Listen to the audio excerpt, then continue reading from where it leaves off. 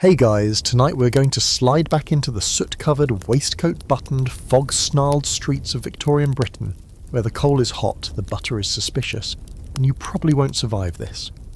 No, really. If you're born in 1850 in London's East End, your odds of making it past your 5th birthday are not great. But since you're a ghost riding shotgun on this little trip, let's just enjoy the view. So before you get comfortable, take a moment to like the video and subscribe, but only if you genuinely enjoy what I do here. And drop your city and the time you're watching this in the comments. I love seeing where you're all listening from. Now, dim the lights, maybe turn on a fan for that soft background hum, and let's ease into tonight's journey together. You wake up before the sun rises, because honestly, bad boys, even the sun doesn't really rise properly here. The light sort of leaks in through the soot-streaked glass like a reluctant ghost, dim and jaundiced, choked by the heavy yellow fog London is famous or infamous for. Your first breath of morning is full of coal dust, wet bricks, and the faint trace of cabbage boiled 2 houses down. The bed is narrow and lumpy. You share it with at least 2 siblings. You've been using the same wool blanket for as long as you can remember, and it's definitely seen things. The floorboards creak as you roll off the mattress, and the chill of the unheated room bites at your toes. The fireplace is cold, the fire hasn't been lit in days, there's no wood left, kutches. And coal costs more than your father made yesterday, hawking shoe polish in the freezing rain. You pull your shirt on over your head, stiff from drying near the stove yesterday. Your trousers are a little too short, as they were sewn for someone younger, maybe an older cousin from 5 years ago. Everyone reuses clothing. Everyone smells a bit like laundry water left too long in a bucket. You splash your face with the basin water, but it's ice cold and hasn't been changed since yesterday morning. Out on the street, the fog swallows sound and light alike. Horse-drawn carts creak by, their drivers hunched over in thick coats, boots crusted with mud and manure. A street sweeper is already at work with a broom that's more bristle than handle. You dodge a steaming pile of something best not looked at too closely. The street lamps, gas-fed and flickering, cast more of a shadow than actual illumination. You walk past rows of identical brick buildings, so close together you can hear the person next door coughing, or dying, depending on how the week's been going. The windows are warped with age, many cracked, a few stuffed with cloth to keep the wind out. Laundry flaps limply between windows, suspended on frayed rope that sags under the weight of wet underthings. At the corner, a woman with pinched cheeks is already selling roasted chestnuts, the smell oddly sweet in the bitter morning air. Behind her, a match girl crouches on the curb, half hidden in shadow, face soot-streaked and pink from the cold. Her fingers tremble as she lights another match, more for warmth than business. If you're lucky enough to have work today, you're already late. Maybe you're headed to a textile mill, where the looms rumble like monsters and fingers are occasionally gobbled up for being too slow. Or maybe you're off to the docks, where men scream directions over the clatter of barrels and crates. Maybe you clean chimneys. If so, I'm sorry. You're probably small and thin and covered in more soot than is medically advisable. If not working, then begging. Or running errands for the woman at the corner shop in exchange for a few crumbs and a boiled sweet. The shop smells of stale bread, vinegar, and the overpowering reek of pickled onions. You hold your breath when you walk in, even though it's warmer than the street. You hear a man call out, "Rags, bones," the rag and bone man, who collects junk, animal parts and scrap metal, all thrown onto his cart beside a very sad-looking horse. You wonder briefly what he does with the bones. Then you realise you'd probably rather not know. In the distance, the church bell tolls the hour. Somewhere a baby starts wailing, a dog barks, a child coughs deeply from a second-story window and doesn't stop for a long, long time. You might think life in Victorian England means lace and parasols and tea parties, but only if you're reading a novel or staring at a rich person's painting. Down here, in the thick of it, life is more about survival, about pushing through each damp grey day without catching something that turns your lungs inside out. Here's a historical nugget. In 1873, the death rate in London hovered around 24 per 1,000 people. That's high. That's like every other street losing a few neighbours by spring. And while Queen Victoria was rebranding the British Empire with stern portraits and pearl earrings, most people, like you, were just trying to keep warm and keep fed. And here's a weird little fringe fact for your sleepy brain to chew on. Some people believed fog had personality. They'd name it, describe it like a living thing, say it came to visit the city and brought with it sadness, theft, and even madness. Victorian newspapers wrote about fog like it was a local villain, thick, yellow, creeping. You kind of get it, honestly. Now, the scholars still argue over just how much the average poor person really suffered. Some records suggest that despite the filth and hunger, people formed strong communities, found joy in small rituals, and had better emotional resilience than we give them credit for. Others argue that we romanticise hardship too much, glossing over the grinding despair that would swallow you if you ever stop to think too long. But don't worry, you don't get time to think. The street's already buzzing, there's work to do, mouths to feed, and boots to patch. So you pull your thin coat tighter, duck your head, and head off into the fog, lungs already stinging.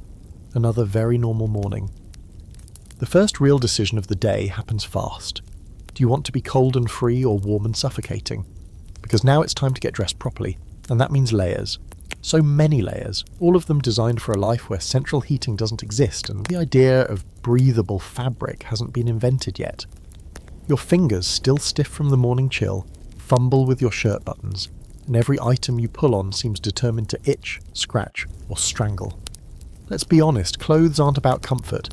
They're about social order, survival, and the constant performance of respectability. Even if you're broke, even if your boots are held together with twine and last winter's hope, you must still look presentable. That means tight collars, corsets, and waistcoats that cinch you in with the enthusiasm of a python. If you're a woman, you start by pulling on your chemise, a thin underlayer that's supposed to protect your skin from the harsher fabrics. Spoiler, it doesn't. Over that comes the corset, the unholy centerpiece of Victorian dressing. It's made of stiff fabric, lined with whalebone or steel stays, and laced up the back by someone who does not care how many ribs you want to keep. It's not about comfort, it's about posture, status, waistlines under 20 inches. You exhale, and it bites deeper. It's like hugging a wooden fence that disapproves of your lifestyle. Next comes the petticoat, or 2 or 3, possibly 4 if it's a Sunday and you're trying to impress someone at church. They rustle when you walk and trap every ounce of body heat in a way that makes summer miserable and winter just slightly less murderous. Then the dress itself, which might be made of wool, cotton, or something a tailor found in the rack bin. If you're working class, the colours are muted. Blues, browns, maybe a faded maroon if you're feeling wild. Now for men, the process is a little less exhausting but no more forgiving. Undershirt first, then a collared shirt, possibly starched, definitely scratchy. Over that goes the waistcoat, snug and buttoned with care, because heaven forbid your shirt show signs of effort. Then the trousers, usually held up with braces because belts are still not quite in fashion. And finally the jacket. Even if it's threadbare, even if it's seen one too many puddles, you wear it. It's about respectability. Shoes? That's assuming you have any.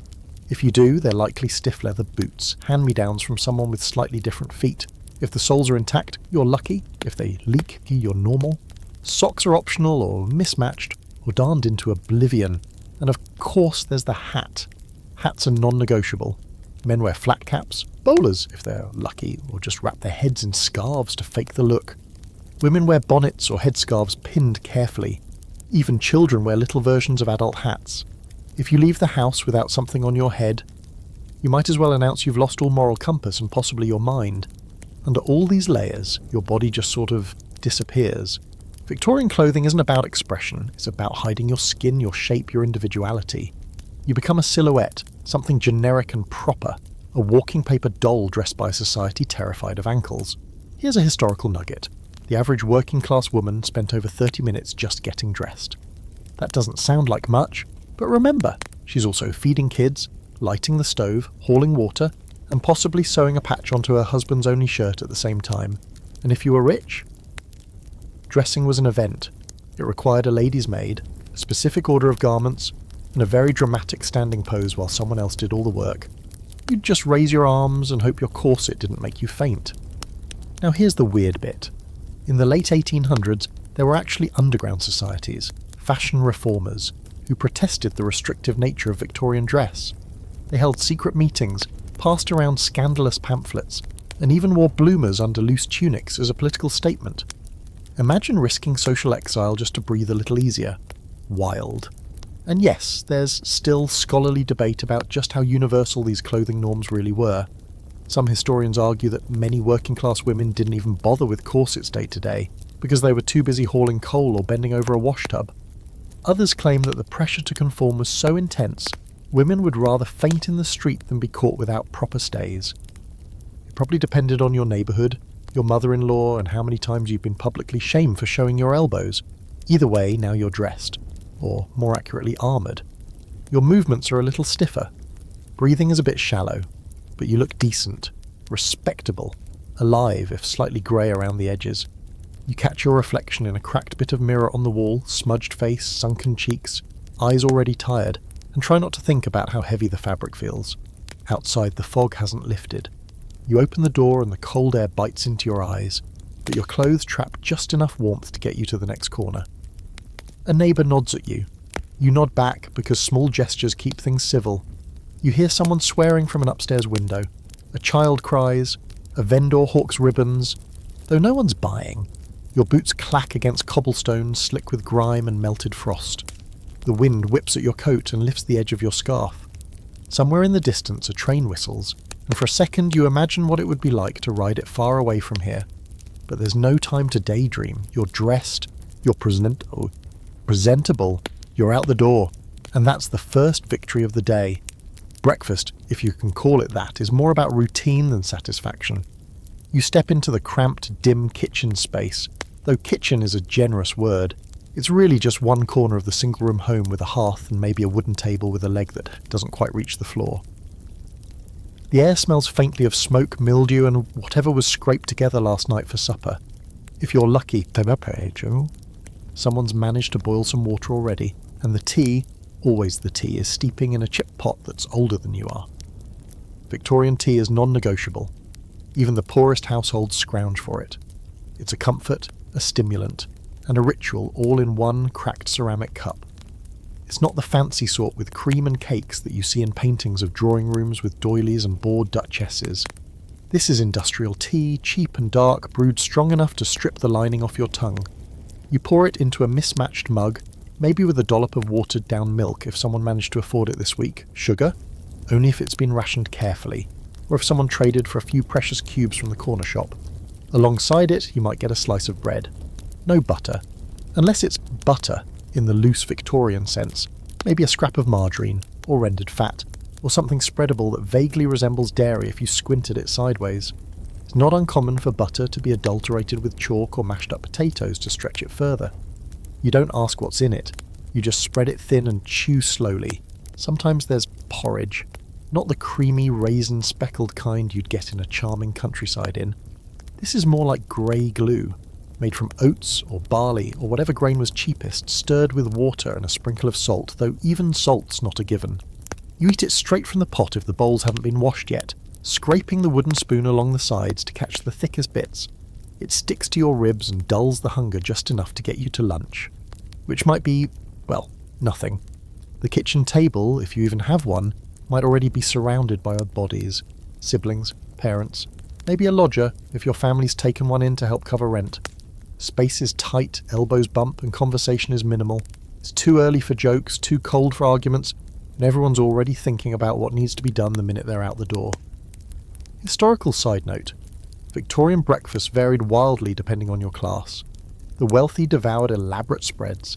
Eggs, meats, kippers, kedgeree, a weird colonial rice and fish mashup, toast with marmalade and more.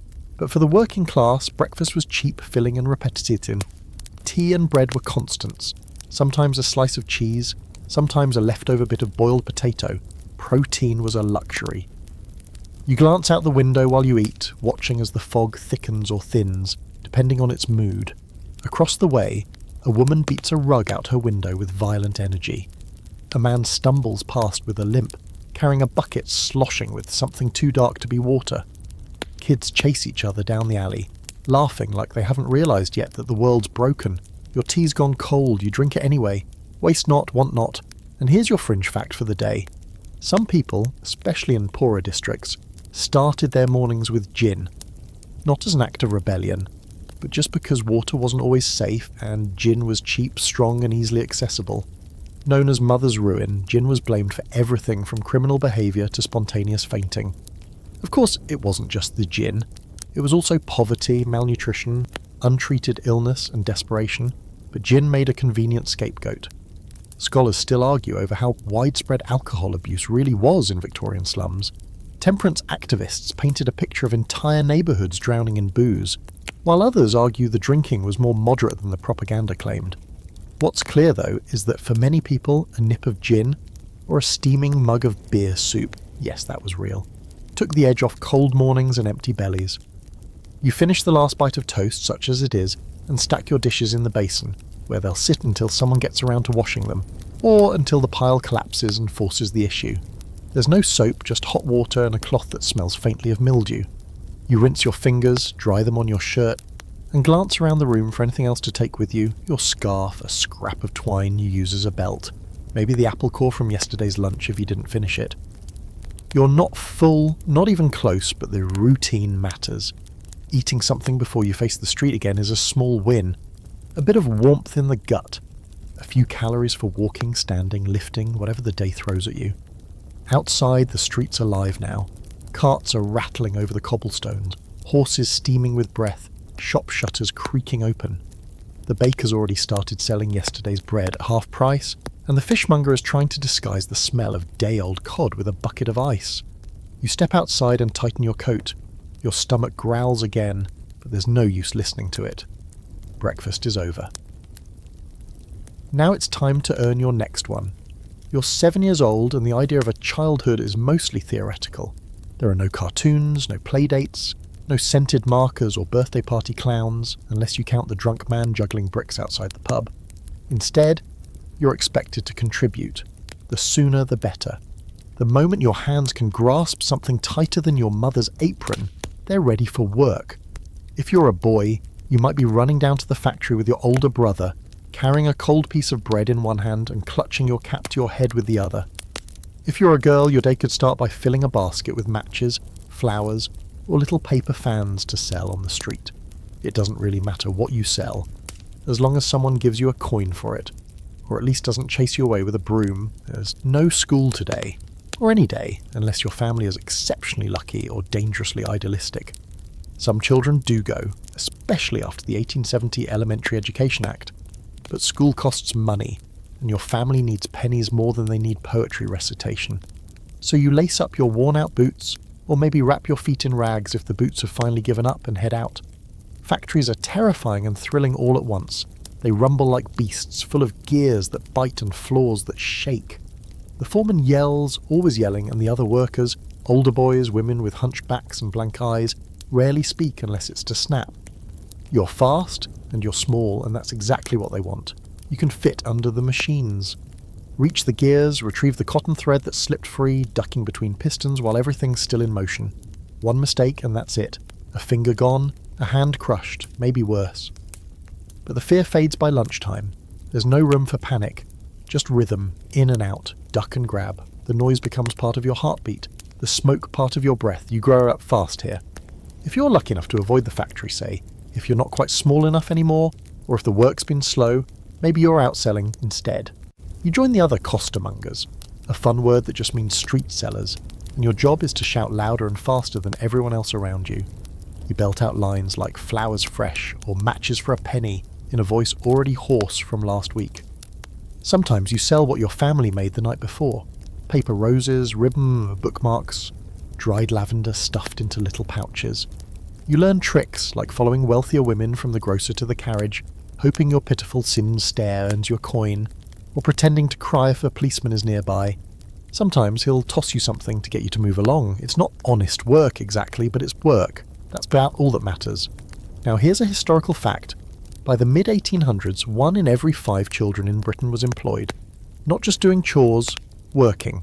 That includes chimney sweeps, match sellers, mill workers, pickpockets, mudlarks, kids who scavenged in the river mud for scraps, and even little boys who sat under desks warming their wealthy employers' feet. Yes, really, human footstools. Victorian Britain had a job for everyone, and while adults might have called it building character, for most kids it was just surviving. The work was dangerous, relentless, and usually involved long hours in cramped, filthy spaces. A 10-hour day wasn't unusual. Sometimes more. Weekends were a luxury, breaks were practically mythical. There's a fringe case that sticks with historians even now. The so-called factory angel, Mary Carpenter, who opened schools for working children and campaigned for better conditions. Some saw her as a hero, others thought she was meddling. After all, pulling children from work meant pulling money from families already on the edge of starvation. It's one of those awkward truths of Victorian life. Saving the children wasn't always what the children needed, or wanted. Debate still lingers over whether factory jobs, for all their horrors, gave children any agency. Some scholars argue that kids felt pride in contributing, that work gave them a sense of identity. Others point out the obvious. It robbed them of health, education, and, well, childhood. Back in your world, lunch is a vague idea. Maybe someone tosses you a crust of bread. Maybe you steal a bite from the milk cart when no one's looking. Maybe your little sister meets you at the corner with a scrap of cheese wrapped in paper. Whatever it is, it's eaten fast, on your feet, between errands. You don't sit, you don't rest, you just keep moving. Your clothes grow dirtier with every hour. Your hands are blackened with soot or ink or flour or glue, depending on where you ended up working today. If it's raining, and it usually is, you're wet through. You try to avoid puddles, but they find you anyway, splashing up under carts or sloshing into your cracked boots. Still, you keep going. There's a strange sort of energy in the streets, something between desperation and determination. The older boys tease you, the younger ones mimic you. Someone sings off-key down the alley. A man walks by playing a concertina, and for a moment the world feels almost whimsical. Almost. The truth is, your body will probably give out before your spirit does. Maybe not today, maybe not for years, but the cough you picked up last winter never really left, and your fingers are always cold even when you sleep. You don't notice anymore. That's just how things are. Your hands are tools here. Your back is a lever. You keep going. By late afternoon, your voice is gone. Your legs ache. And your stomach feels like it's been scooped out, but you've got 2 pennies and a brass button someone dropped. You count them like treasure. And maybe, you'll have enough for a hot roll on the way home. Maybe not. By the time the sun starts to slide somewhere behind the grey, it's hard to tell if the light is fading or if the fog's just winning again. You head home, or rather, you drift in that direction, feet sore, fingers stiff and stomach hollow. But just before you reach your building, something rank and pungent hits your nose. You know this smell. It's always around, like an unwanted neighbour or that weird cousin who never leaves. You wrinkle your nose and glance down the alley. Ah, the night soil man. He's got a cart, a bucket, a bad attitude, and the worst job in all of Victorian England. Maybe in human history, his job? Collecting human waste. That's it. Buckets of it, shovels of it, scooping up what everyone else desperately wants to forget about. Because indoor plumbing is still an upper-class fantasy, and if you live in one of these back-to-back tenements, you go in a pot. A chamber pot, to be precise. You keep it under the bed or in the corner, and you hope no one knocks it over. Once it's full, and it doesn't take long, it has to go somewhere. You can't just keep adding to the slop like it's some twisted sourdough starter. So you, or more often your mother, empties it into the designated waste bin out back. And from there, the night saw man takes over. His cart is pulled by a tired horse, and accompanied by a smell that no candles, soap, or divine intervention can truly erase. The man himself is used to the stench, but the rest of the street instinctively leans away as he passes. Children gag, adults grumble, you try not to breathe through your nose. The waste, your waste, is hauled away and dumped somewhere on the outskirts of the city. Sometimes it's sold to farmers as fertiliser, other times it just piles up. No one really wants to talk about that part. Here's your historical tidbit. London didn't have a proper sewer system until the 1860s. Before that, waste from millions of people went into cesspools, ditches, and eventually the Thames. It got so bad that in 1858, the stench from the river overwhelmed Parliament. Members literally fled the building with handkerchiefs over their faces.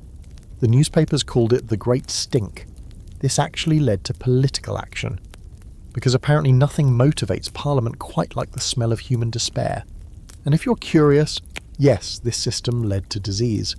Cholera, typhoid, dysentery. Water sources were contaminated constantly. People were drinking water drawn from the same river they dumped their filth into. It's like trying to cook soup in your own bathwater. The results were exactly as horrifying as you'd expect. Now, here's a particularly weird fact. Some night soil men were proud of their work. They considered themselves essential, and they weren't wrong. The job paid better than many other forms of manual labour. And while the social stigma was brutal, the income kept food on the table. Some even passed the job down through families. forming generations of waste handlers. Imagine the family dinners. There's still academic debate about how widespread night soil collection really was in practice. Some scholars argue that in the poorest districts, people didn't bother hauling waste to central bins, they just dumped it out windows or into alleys when no one was looking. Others suggest that informal collection routes were actually quite organised, just invisible to the upper classes who pretended all filth politely disappeared on its own.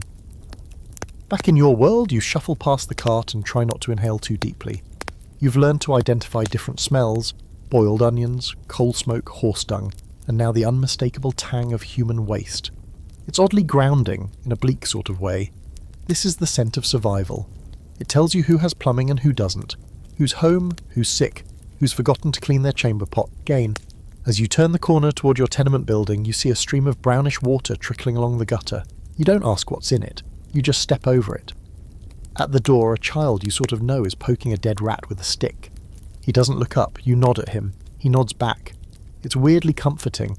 Inside, the stairs creak beneath your feet. The air smells better. Less like excrement, more like boiled cabbage and old wood. You duck into your room, where your mother is stirring something on the stove. It might be soup, it might be hot water with a vegetable waved vaguely over it. Either way, it's warm. Your little brother is scrubbing the floor with a cloth that looks suspiciously like someone's shirt. Your sister is folding a pile of laundry that never seems to shrink. You help your mother stir. She doesn't ask what you did today, she doesn't have to. It's the same as yesterday, and the day before that, and it'll be the same tomorrow. Dinner is thin and barely salty, but you eat it gratefully. Your mother saves a bit for your father, who's still out working, or drinking, or both. You don't ask. Later, when you go to relieve yourself, you pull the curtain aside and lift the chamber pot. It's cold, unpleasant, necessary. You do your business and slide the pot back into its hiding place next to the wall. You'll empty it tomorrow. Maybe. You lie down on the mattress with your siblings, still wearing your day clothes because there's no reason not to. You pull the thin blanket up to your chin and close your eyes. Outside, the night soil man rolls down the street again, cart creaking, hooves clopping. The smell lingers in the air like a reminder that the city never really sleeps, it just stews. You drift off slowly, your nose full of smoke and sewage and soup, your body too tired to care.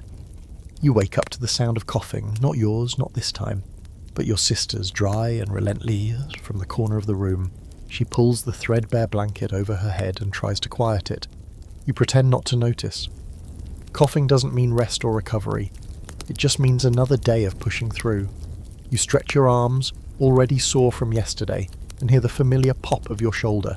It's still dark out. Always is. Today you're not headed to the factory or the flower cart, not yet. Today you're headed somewhere different, somewhere that might possibly be worse.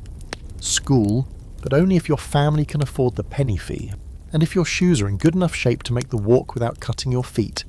You check the sole of your left boot, still hanging on, just barely. That'll do. School in Victorian England is a peculiar beast. If you're poor, it's optional, inconvenient, and occasionally humiliating. If you're middle class, it's a source of pride and pressure. For most kids like you, education is squeezed in between chores and work, and for many, it never comes at all. But the government's been pushing education harder lately, first with the 1870 Education Act, then with the 1880 Compulsory Education Act, and finally the Free Education Act of 1891. That means, in theory, every child should go to school. In practice, though, if your parents need the income you bring home, they don't care what Parliament says. Still you're going, today at least. The building is low and square, made of brick the colour of old blood and roofed with slate that leaks on rainy days. Inside, the air smells like chalk, damp coats, ink, and other children. The walls are lined with faded maps and moral posters. Clean hands, pure hearts, obedience is happiness, and other cheerful slogans that suggest you should be grateful just to sit upright and breathe. You shuffle to your desk, a wooden contraption with a slanted top and a groove for your slate pencil. Your feet dangle above the floor because the desk was clearly built for someone taller, probably a generation ago. A clump of hair is stuck in the hinge. You try not to think about it. The teacher enters, always in black, always frowning. If you're lucky, it's the nicer one, the one who lets you sit near the stove when your fingers turn blue. If not, it's the one who smells like bitterness and shoe polish, and who still uses the cane with theatrical enthusiasm. You sit up straighter just in case. Lessons begin with recitation. Alphabet, numbers, psalms, then copying lines onto slates. I must be neat. I must not talk. God loves good children. You scratch each word carefully, tongue sticking out slightly, trying not to smudge the letters. The boy beside you has ink on his nose and keeps sniffling. You do not ask questions, you do not look bored.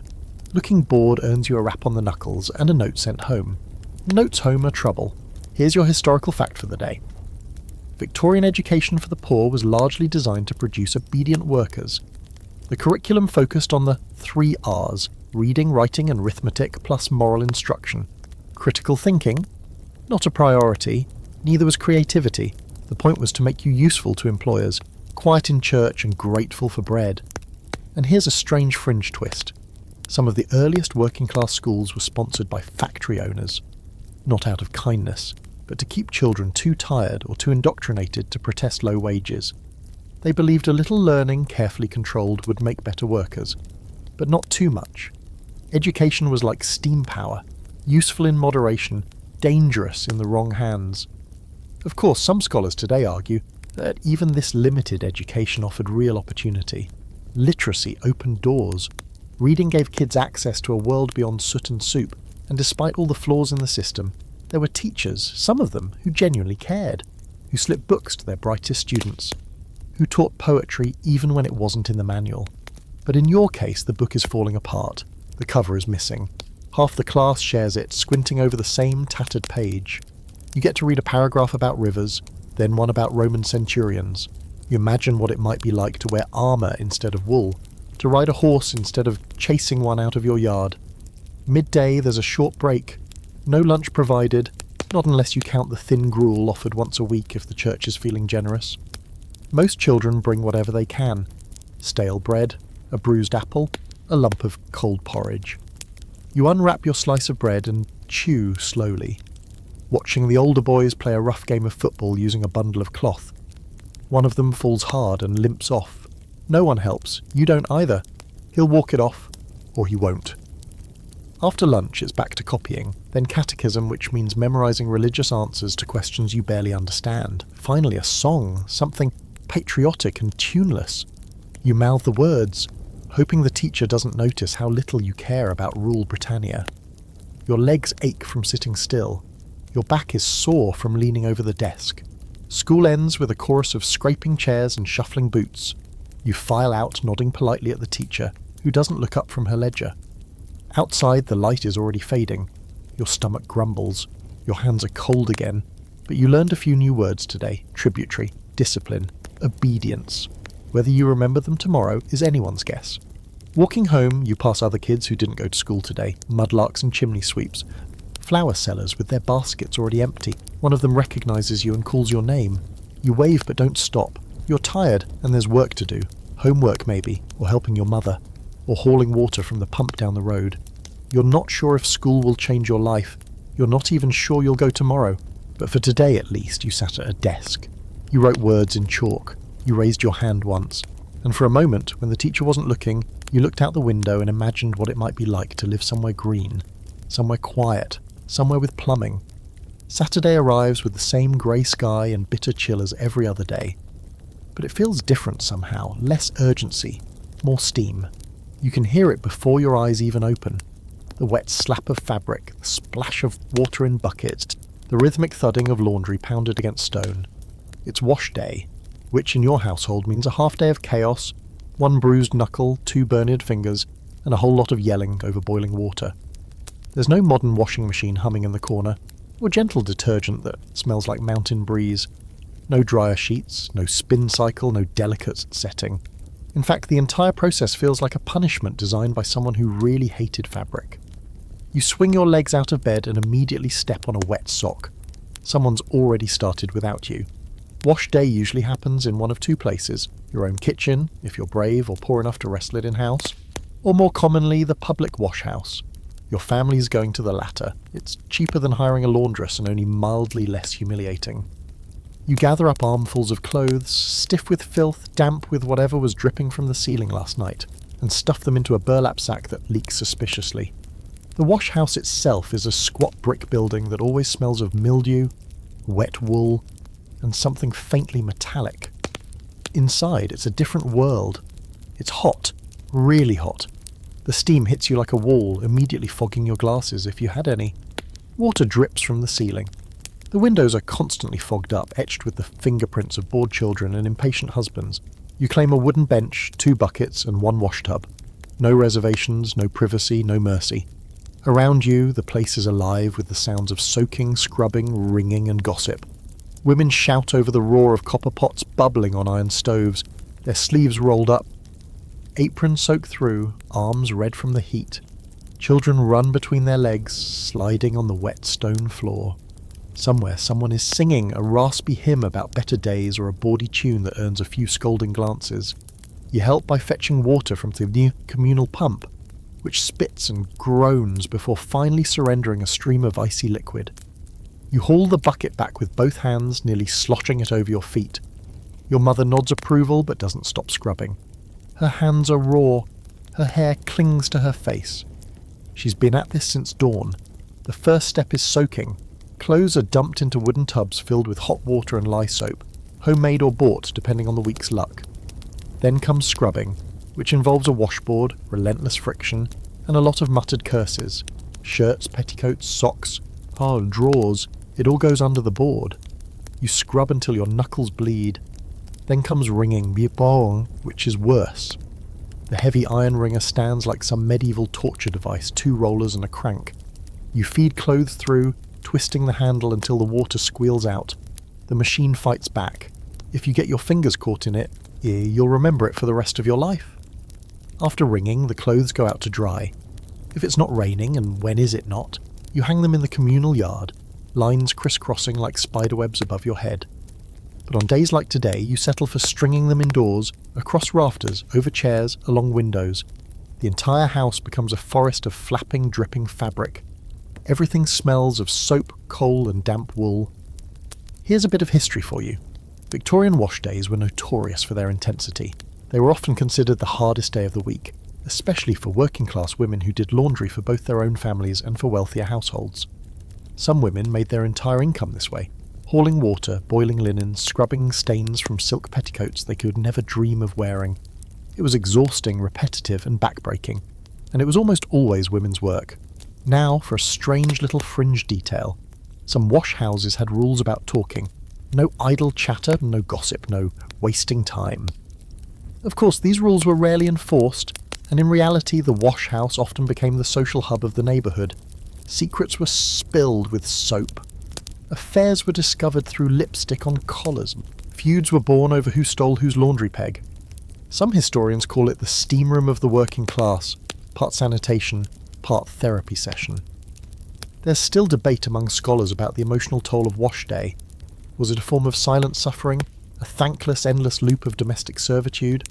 Or was it, paradoxically, empowering, a day where women took control, worked in solidarity, shared burdens? The answer is probably both. Misery and meaning soaked and spun together. Back in your world, the hours pass slowly. Your hands are wrinkled from the water. Your shirt is clinging to your back. At one point you drop a pair of drawers and have to chase them halfway across the floor, slipping on suds, landing hard on your backside. No one helps. They just laugh. You laugh too, because otherwise you might cry. By mid-afternoon, the air in the wash house feels thick enough to slice. You've lost count of how many items you have scrubbed. Your arms are jelly, your face is flushed, but your basket is full of damp, clean clothes, and your mother finally calls it. Done, for now. You carry the basket home, shoulders straining, steam still clinging to your hair like a memory. Back at the tenement, you help hang everything. The room turns into a maze of trousers and chemises, socks like limp flags fluttering from the rafters. You'll sleep under them tonight, and if you're lucky, they'll be dry by morning. The house smells better now, fresher, like hard work, like soap and effort and something approaching dignity. You collapse onto the mattress, muscles sore but satisfied. The worst day of the week is over, and you'll do it again next Saturday, because grime never quits, and neither do you. The factory whistle doesn't care if it's still dark out.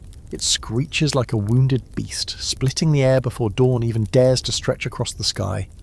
You wake to its call not because you want to, but because not waking means losing your shift. Losing your shift means losing a day's wages, and losing a day's wages, that means no bread.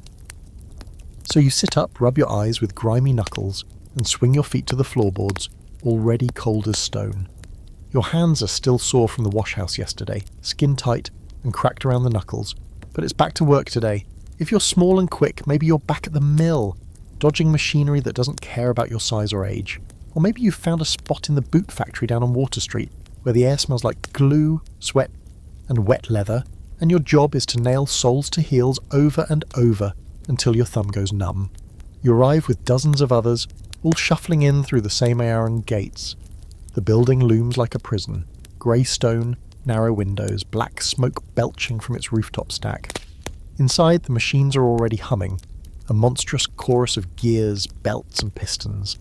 The air is thick with lint and dust, and you taste it every time you breathe. It settles in your throat, sticks to your skin, makes your eyelashes heavy. You know your place here. Literally, your mark on the floor, where you're expected to stand, bend, lift or sit all day depending on the task. No wandering, no chatting, no resting. Time is money and you are neither. You get to work immediately, picking up where you left off yesterday. Maybe it's spooling thread, boxing nails, shaping candles, painting ceramic figurines, or packaging tea in paper satchels. Every movement is the same, over and over. For hours, blisters bloom fast. You ignore them. The smell of burning oil and scorched fabric hangs low in the air. Somewhere down the line, someone shouts, a finger caught in the rollers maybe. The foreman yells louder and slaps a plank against the table. The line doesn't stop. It never does. Pain is just background noise. Let's bring in a hard historical fact here. During the Victorian era, workdays for labourers, especially factory workers, ran 10 to 16 hours, 6 days a week. Children as young as 5 worked shoulder to shoulder with adults. They weren't paid fairly, if at all. Girls were usually paid even less than boys for the same work. And there were no safety laws, not until much, much later. Missing fingers, mangled hands, crushed limbs, these weren't rare accidents. They were expected losses. Your lunch break is a joke. 15 minutes if you're lucky. You sit on a splintered bench eating with dirty hands. Maybe you've brought a cold potato or a piece of bread saved from breakfast. Someone nearby opens a paper parcel and the smell of pickled fish fills the air. You gag but eat your own bit anyway. Hunger always wins. Across the room, a girl no older than you is coughing again. She's been coughing for weeks. Her skin is grey. You don't ask. Everyone here coughs. The dust, the fibres, the fumes, they eat into you slowly. You hear the word consumption whispered sometimes. It's what they say when the coughing gets worse and someone disappears. But here's a weird little fact most people don't think about. Some workers didn't hate the factory. Not at first, anyway. Compared to the uncertainty of street selling or begging, factory life was regular. You knew where to be. You knew what you earned. Some even found comfort in the predictability, in the camaraderie between workers. Jokes were shared. Meals were split. Friendships happened in the moments between pain. Scholars still argue about this part. Was factory life purely exploitative? Or was it also a step forward, however miserable, for the working poor? Some argue that it gave women new freedoms, strange as that sounds. A chance to earn their own wages, even if it was a pittance. A way to build something of a future. Others see it as the beginning of industrial servitude, replacing one form of poverty with another, just hidden behind brick walls and time cards.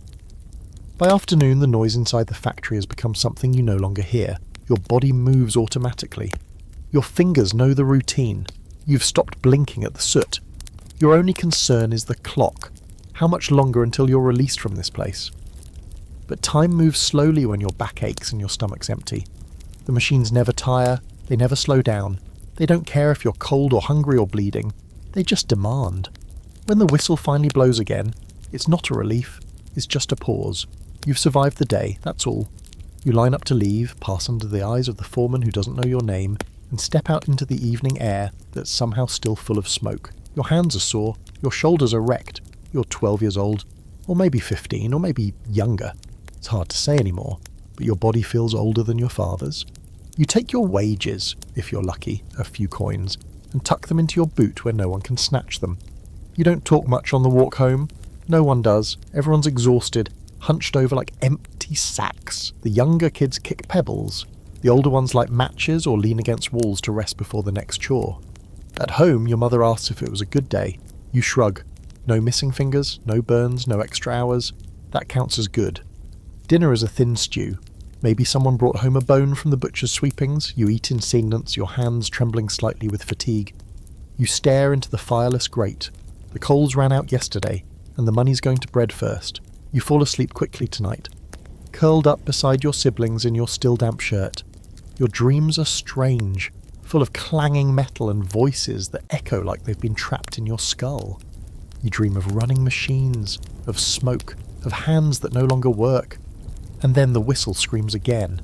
There's a point each day when your body just stops protesting.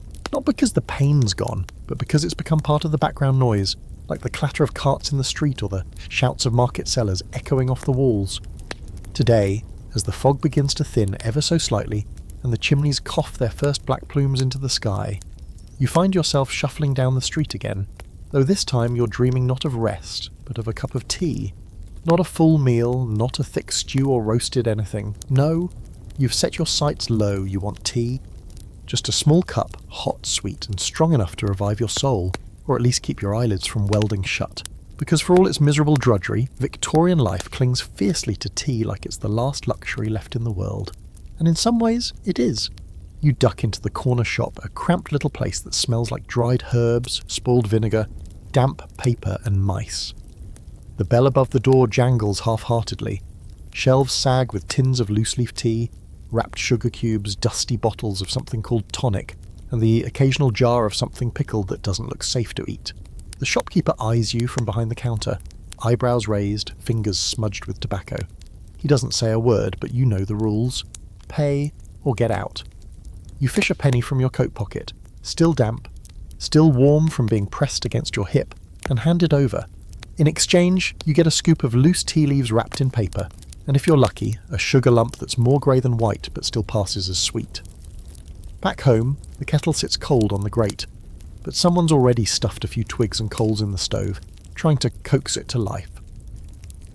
Eventually the kettle sings, not like a bird but more like a teapot with bronchitis. Still, it's music to your ears. You pour the water over the leaves into a chipped mug that's been in your family since your grandfather's grandfather, stained brown from years of use and lacking a handle since last spring. The first sip burns your tongue, but it's worth it.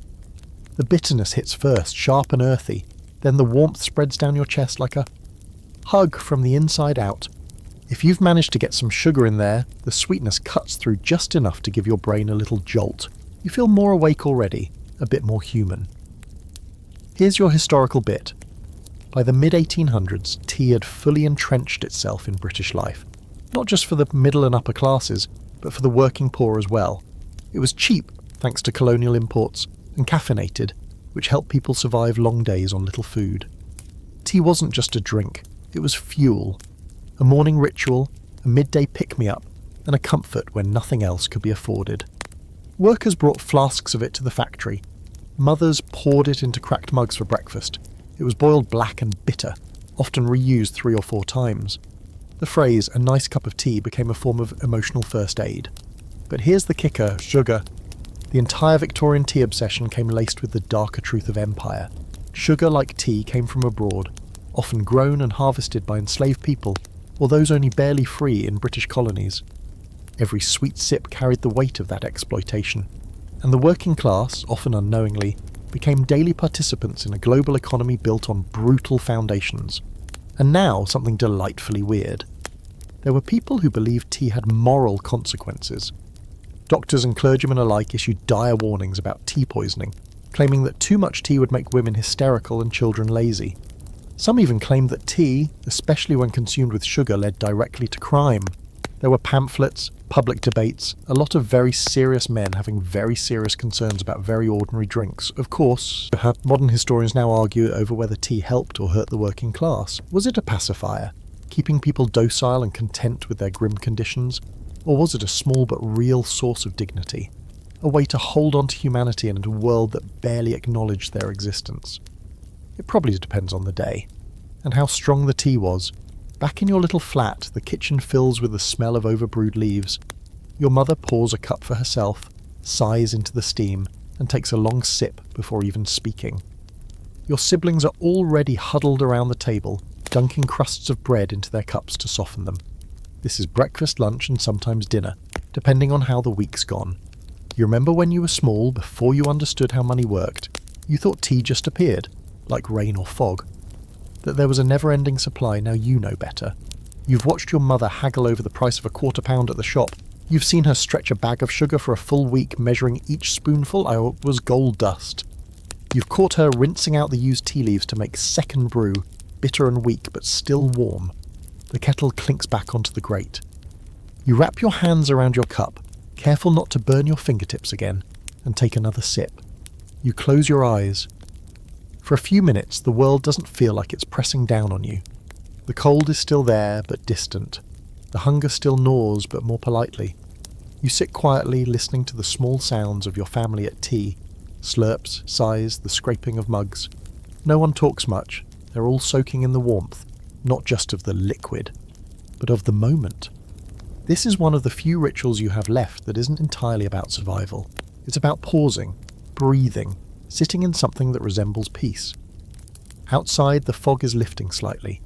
The chimneys still spit smoke, the carts still rattle by, but for now, inside this little room, there's stillness. You finish your tea and place the mug down gently, almost reverently. Then it's time to move again. The stillness never lasts long, but it was yours for a little while, and in this world, that's something. The first thing you hear is the shouting.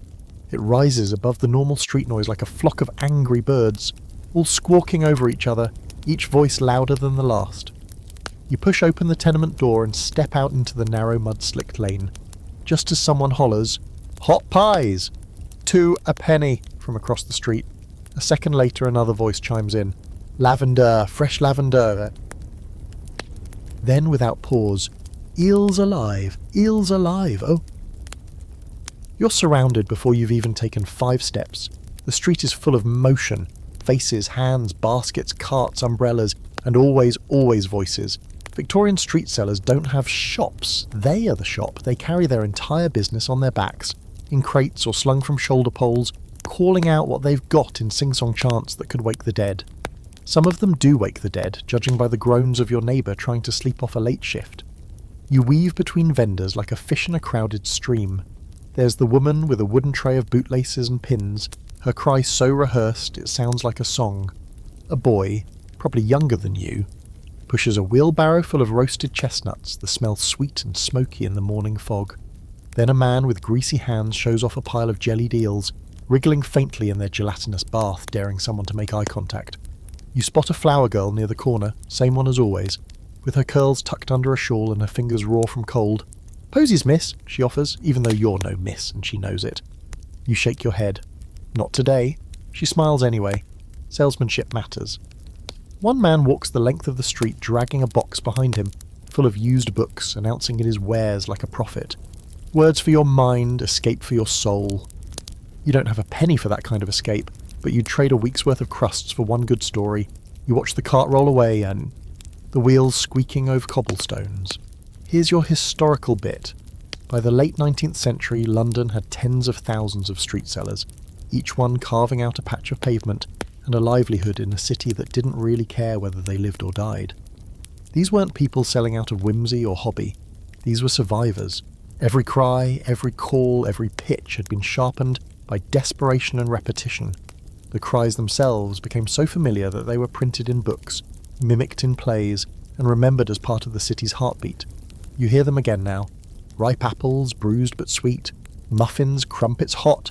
Matches, a bundle for a farthing. The sounds overlap, echo off the walls, creating a rhythm that's as much part of your life as the sound of your own footsteps. You could walk blindfolded through this market and know exactly who was selling what by tone alone. And here's something weird and delightful. Some sellers were known citywide not for their wares, but for their cries. They became minor celebrities, their chants written into music hall routines or printed on postcards. One woman sold watercress for decades, always shouting the same phrase, "Penny a bunch, fresh and green." Tourists came just to hear her. Others developed personal brands before branding was even a thing, wearing flashy hats, painting their carts bright colours, or throwing in a wink and a joke with each sale. Victorian marketing street style, modern historians still argue whether these cries were an act of resistance or just routine. Some see them as powerful expressions of identity, each cry a declaration that I exist, I matter, I have something to offer. Others argue they were simply practical, a necessary tactic in a crowded economy where volume was king and silence meant starvation. Maybe both are true. Probably, like everything else here, it depends on the day. Back in your world, the noise is hypnotic. You find yourself trailing a vendor selling roasted potatoes, drawn more by the scent than anything else. He's got them wrapped in newspaper, steaming and scorched, and for a halfpenny you can hold one in your hands and pretend it's dinner. You don't buy one, your last coin went to tea, but you follow the smell for a while anyway, just to warm your hands near his brazier. The streets pulse with colour and movement. Women with baskets on their hips, children running between stalls, men in long coats bickering over the price of bread. One man shouts about clocks, another tries to sell pills for female complaints, whatever those are. A woman sings a lullaby while holding up a tray of sugar mice, hoping her voice is sweet enough to draw attention. You pass a blind man playing a fiddle, the case open before him. A dog sits beside him, wearing a sign that reads, "Help the poor and blind." You drop a button into the case. It's not money, but it shines in the light, and sometimes that's enough. A cart rolls by, loaded with used clothing. "Shirts, trousers, good as new," the man cries, even though good is pushing it. You recognise a coat in the pile. Your friend Jack wore it last winter before his family moved. Or maybe disappeared. No one really talks about that. By late morning the cries start to thin, voices go hoarse, stock runs low, some vendors head home. Others shift to new corners chasing foot traffic. The street never really empties though. There's always someone selling, someone shouting, someone hoping to make just enough for a crust and a place by the fire. You head back, ears ringing slightly from the din. You carry nothing, no purchase, no treasures, but you feel full in a strange way. Full of voices. Full of life. Full of the knowledge that even here, even in the filth and fog, people keep showing up, keep shouting into the cold air, keep making something out of nothing, and tomorrow they'll do it all again. The houses lean in so close you sometimes wonder if they're conspiring against you. You step into the narrow gap between buildings, the kind of passageway that doesn't show up on maps because no one really wants to admit it exists. It's barely wide enough to walk without your shoulders brushing the damp brick on either side and the smell, damp plaster. Boiled turnips, and something worse, clings to the air like a wet rag. This is home, or at least the outside edge of it. Your tenement building, like all the others, wasn't built to be kind. It was slapped together quickly, brick on brick, floor on floor, until it resembled housing only in the technical sense. From the outside it looks almost respectable if the fog's thick enough. But step inside and the illusion fades. The front door sticks and groans when you shove it open. The hallway beyond is dim even in daylight, lit only by a single gas lamp sputtering near the ceiling, the flame barely clinging to life. The wallpaper, what's left of it, is a faded green pattern, now curling off the walls like dying leaves. Children's chalk drawings stretch across the lower half of the corridor, and above them are water stains like clouds gathering to storm. You pass your neighbour's door, slightly ajar. Inside, a woman is peeling potatoes while a baby cries in a bassinet made from an old apple crate. She nods when she sees you, doesn't smile, just nods. You nod back. No one expects pleasantries here, just the acknowledgement that you've survived another day. Your room is on the 3rd floor. The stairs creak dangerously underfoot, and you know exactly which ones to skip to avoid falling through.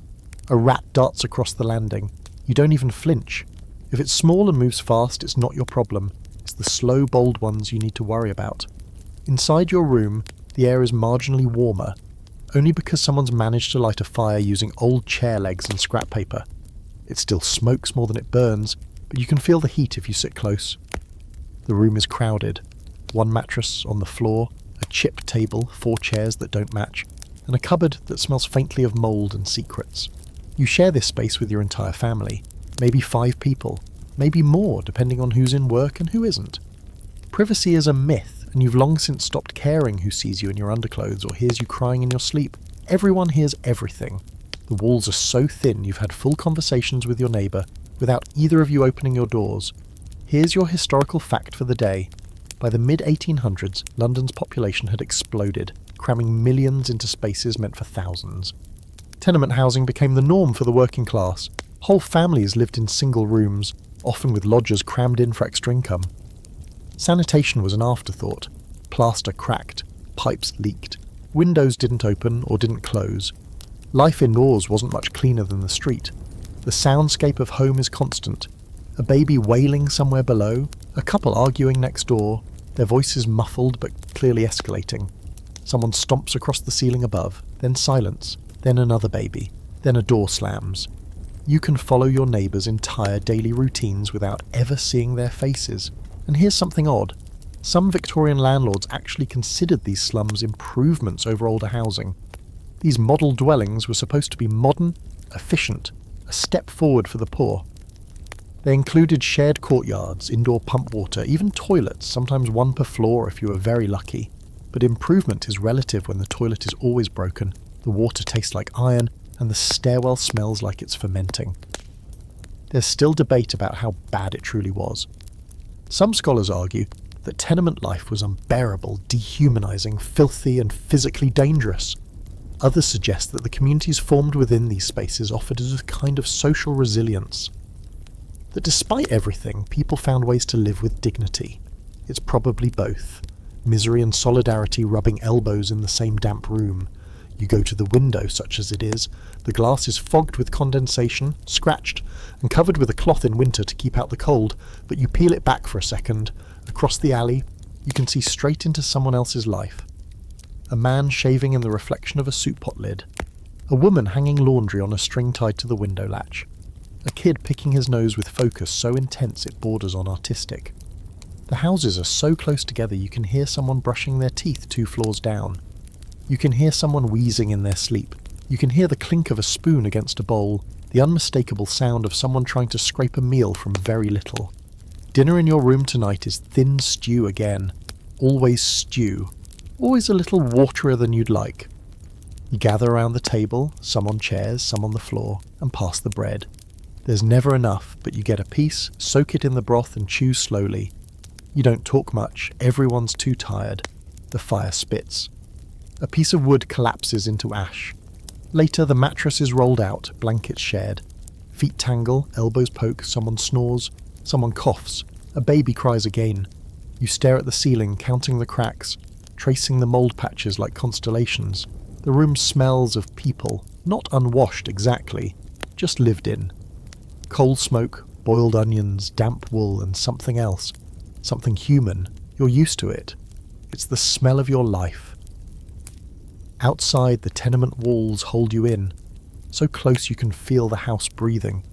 You're not alone, not ever. Not in these streets, not in this room, and somehow that is both a comfort and a curse. It's hard to say when bathing became a luxury, not in the grand, perfumed, candle-lit sense, but just in the bare minimum. Water on skin, scrape the grime off sense. You wake up feeling crusted over with sweat, soot and a week's worth of factory air, and still, you hesitate. Because getting clean isn't easy. It's an event.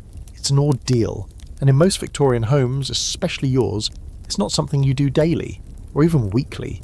It's something you schedule around water, weather, firewood or wood, and sheer willpower. You sit up on the mattress and scratch your neck. The itch is always worst in the morning when the sweat of sleep dries under the layers of grime. Your mother announces it without ceremony. We'll do a wash tonight. That means you'll need to fetch water, heat it, scrub with lye soap, and fight over who gets the first bucket. It also means you'll be cold, damp, and possibly embarrassed. There's no bathroom in your tenement, not even close. What you have is a battered tin tub, stored upright in the corner behind a curtain, and a strong family tradition of pretending this arrangement is perfectly normal. When it's time, the tub is dragged out and placed in the middle of the kitchen floor. Water is heated on the stove, kettle by kettle, and poured in with exaggerated care, like it's liquid gold, which honestly it sort of is. You help haul the water, trudging back and forth to the communal pump outside. The pump is rusted and stiff, and the water that gurgles out is frigid and iron-tinted. Your fingers sting just from touching the bucket's metal handle. By the time you get back, your sleeves are soaked, your arms ache, and your shoes squelch. Worth it? Jury's still out. The first to bathe is usually the youngest, or the cleanest. That's how it works. Everyone else gets to share the same water, just topped off with a little more hot from the stove as it cools. By the time it's your turn, the water's gone cloudy, greasy and vaguely grey. You step in anyway. No one's fussy. Not around here. You lower yourself into the tin tub like an old man easing into a grave. The water is both too hot and not hot enough. Your knees poke above the surface like islands. You reach for the soap, a yellow brick that smells strongly of ash and despair, and start scrubbing. Hard. You work a clear grime like it owes you money. Behind the ears, under the nails, between the toes, it takes effort, it takes time. And all the while, someone's waiting their turn, tapping their foot and sighing loudly. Here's your historical fact. In working-class Victorian homes, full baths were rare. Most people bathed in shared tubs or at public bathhouses when they could afford it. Soap was harsh and often homemade, consisting of animal fat and lye. Personal hygiene wasn't about freshness or vanity. It was about staving off lice, fleas, and the slow crawl of skin disease. And even then, there wasn't always time or fuel to make it happen. You cleaned what you could, when you could. Fringe fact, some Victorians genuinely believed that too much bathing could be dangerous. There were pamphlets warning that excessive washing might weaken the nerves or expose the body to illness. Cleanliness was encouraged, sort of, but only in moderation. Cold water especially was seen by some as bracing, purifying, character building. Others just saw it as a good way to ruin your weekend. Even among the educated, hygiene habits were wildly inconsistent. Queen Victoria herself bathed infrequently and was known to dislike the smell of perfume. And many scholars now argue that the clean Victorian ideal is something we've imposed retroactively, scrubbing their history harder than they ever scrubbed their backs. You pour a tin cup of water over your head. It stings as it runs down your spine, cold enough to make your teeth ache. Still, there's something satisfying about the sensation, the way dirt lifts from skin, the way the steam curls around your face. You close your eyes for a moment and imagine a proper bath, one with soap that doesn't burn your hands, with scented oils, with privacy. But that dream ends quickly as someone knocks on the door. You done yet? You sigh, scrub your scalp one last time, and then step out. The floor's wet. Your feet are colder than ever. You dry off with a towel that smells like damp cupboards and maybe last week's stew. You pull on your shirt, which is technically clean but still feels vaguely crusty, and make room for the next person. The water is dumped outside, down the drain or into the alley. You watch it swirl away with bits of lint and hair floating on the top, disappearing into a world that still doesn't know what to do with its waste. Bath night leaves the whole room heavy with moisture. The windows fog, the stove pops, clothes strung across the ceiling drip onto your shoulders if you're not careful. Your hair sticks to your scalp, your skin feels tight, but you're clean, for now, and that's not nothing. You climb into bed, still damp, still shivering. The mattress is no drier than you are, but it's warm from shared body heat. Your brother rolls over and mumbles in his sleep. Your sister coughs once, then settles. Outside, you hear the distant bell of the bathhouse closing for the night. Some families have money for that. Not yours. You get the tub, the kettle, the cold feet and the quick scrubbing. But still, you're clean enough to face tomorrow. The fog isn't just outside anymore. It's everywhere. In your lungs, in your coat, in your thoughts. It rolls down the street in thick ghostly waves, swallowing whole buildings and swallowing you with them. It coats every brick, every horse cart, every gas lamp with a yellowish smear, like someone tried to paint the world in nicotine and candle grease. You step out into it anyway. You have to. Fog or no fog, the day keeps moving, and so do you. It's not just any fog. This is the real stuff. The infamous, choking, sulphur-laced London pea super. A proper smog that makes your eyes sting and your throat feel like you swallowed a handful of ashes. It's not romantic. It's not mysterious. It's not the kind that makes poets sigh wistfully while leaning out of garret windows. This fog is industrial. Mean. Heavy with coal smoke and factory fumes. You taste it when you breathe, and it sits in your chest like a wet dog. You walk slowly, one hand out to feel your way along the wall. You can't see the end of the street. In fact, you can't even see across it. Shapes move through the mist like shadows, mostly people, some horses, one particularly confused goat. A man bumps into you, mutters something and disappears again before you can tell whether it was a curse or a compliment. It's like being underwater but louder and grimier. Your boots make soft, wet sounds on the cobblestones, and somewhere nearby a cart crashes into a lamppost. The horse whinnies, the driver shouts, you hear glass break. No one screams though, no one even rushes to help. This happens too often to be exciting. Here's your historical fact. The Great London Smog wasn't just one terrible event, it was a recurring part of life. Fog like this settled over the city dozens of times throughout the 19th century, caused by a deadly mix of coal-burning stoves, industrial smoke and stagnant weather. People called it London particular, like it was some charming regional delicacy. But it wasn't charming, it was lethal. During the Great Fog of 1873, over 700 people died in just a few days, and that wasn't even the worst one. This fog doesn't just kill quickly, it kills slowly too. It worms its way into lungs already weakened by cold, hunger, and damp housing. It stirs up old coughs, triggers asthma attacks, accelerates the slow slide into consumption. You feel it now, burning at the edges of your breathing, a low scratch that won't clear, a weight pressing behind your ribs. But there's nothing to do about it.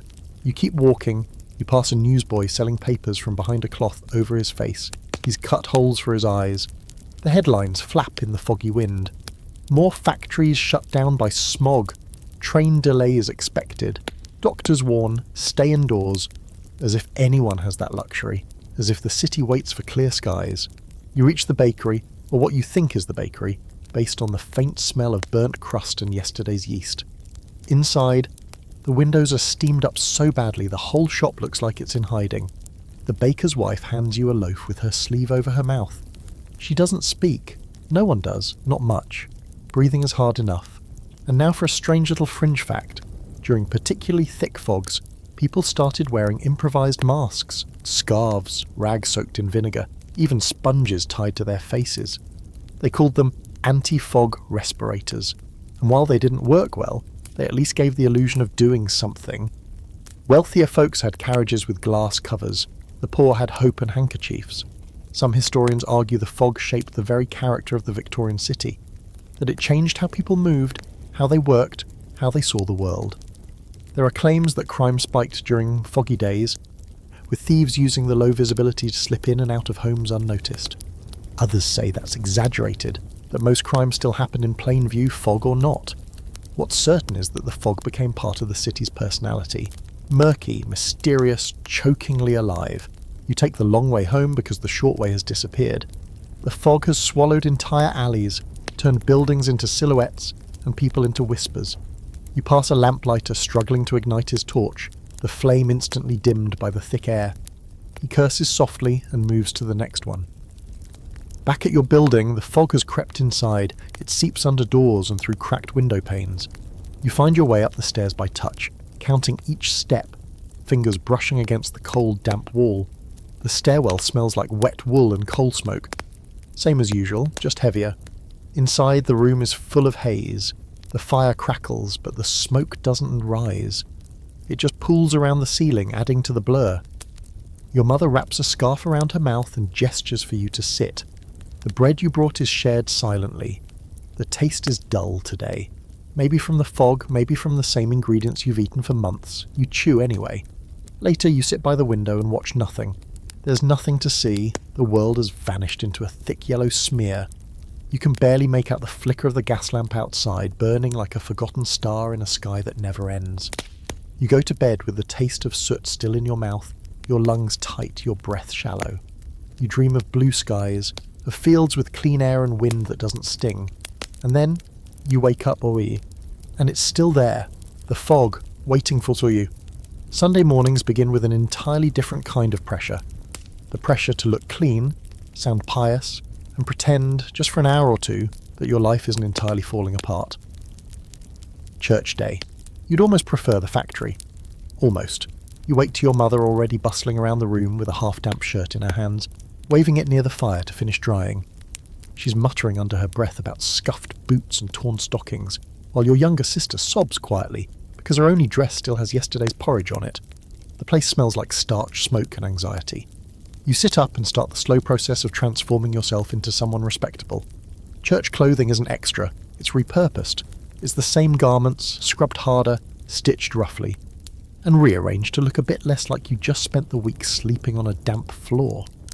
Your shirt is stiffer than usual, ironed with a flat stone heated over the stove. Your boots have been wiped down with vinegar to make them shine, although the left one still leaks in the heel. Your mother's working on your brother's hair with a wet comb and a hard grip. He winces. You pretend not to notice. Everyone is equally miserable. Looking presentable is a full-time job and you're already behind. Outside, the street is transformed. The usual shouts of costermongers and clattering carts are quieter today, replaced by the measured click of heels on cobblestone and the occasional hymn hummed under someone's breath. Neighbours you haven't seen all week emerge from their crowded homes looking mysteriously polished, like they've all agreed to a one-day truce with poverty. The church bells start ringing as you join the silent procession of bodies headed toward the chapel. It's not far, just a few blocks, but you walk carefully, trying not to splash mud on your skirt or trip over your own shoelaces. You pass other families doing the same, heads down, collars straight, children tucked tightly under arms. There's no joy in it, just duty. Here's your historical fact. Victorian Sundays were steeped in social expectation, especially for the working class. Church attendance wasn't just about faith, it was about respectability. If you showed up in clean clothes, quiet and composed, you were seen as decent. If you didn't, you were judged. Harshly. Landlords noticed. Employers noticed. Everyone noticed. Missing church could brand you as lazy, immoral, or worse, ungrateful. The church itself looms large, both literally and symbolically. Inside, it's colder than outside, and the wooden pews are so hard they might as well be designed for punishment. You slide into your family's usual row, second from the back, behind the woman who smells like lavender water and disappointment. You try to sit still, your knees knock together. Your brother fidgets. Your mother hisses at him through her teeth without moving her lips. The service begins. Hymns first, then readings, then the sermon, which is less about divine love and more about sin. A lot of sin, mostly yours. You're told that poverty is a test, that suffering builds character, that hard work and obedience will be rewarded. In heaven. Not here. Definitely not now. The minister speaks with practiced urgency, gesturing toward the stained glass windows as if the saints themselves are keeping score. You glance around. Most of the congregation is barely listening. A man 2 rows up is asleep with his mouth open. A child nearby picks at a scab with quiet focus. Your own mother has that blank look on her face, the one she wears when she's somewhere else entirely, probably thinking about what to cook for dinner with nothing in the cupboard. And here's the quirky fringe fact.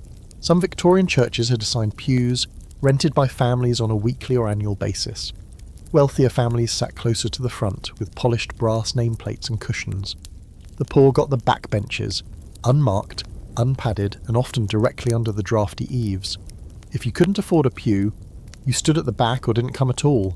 In some cases, charitable churches allowed free seating, which caused endless drama when newcomers dared to sit in someone's usual spot. Historians still argue over the real impact of religion in working-class Victorian life.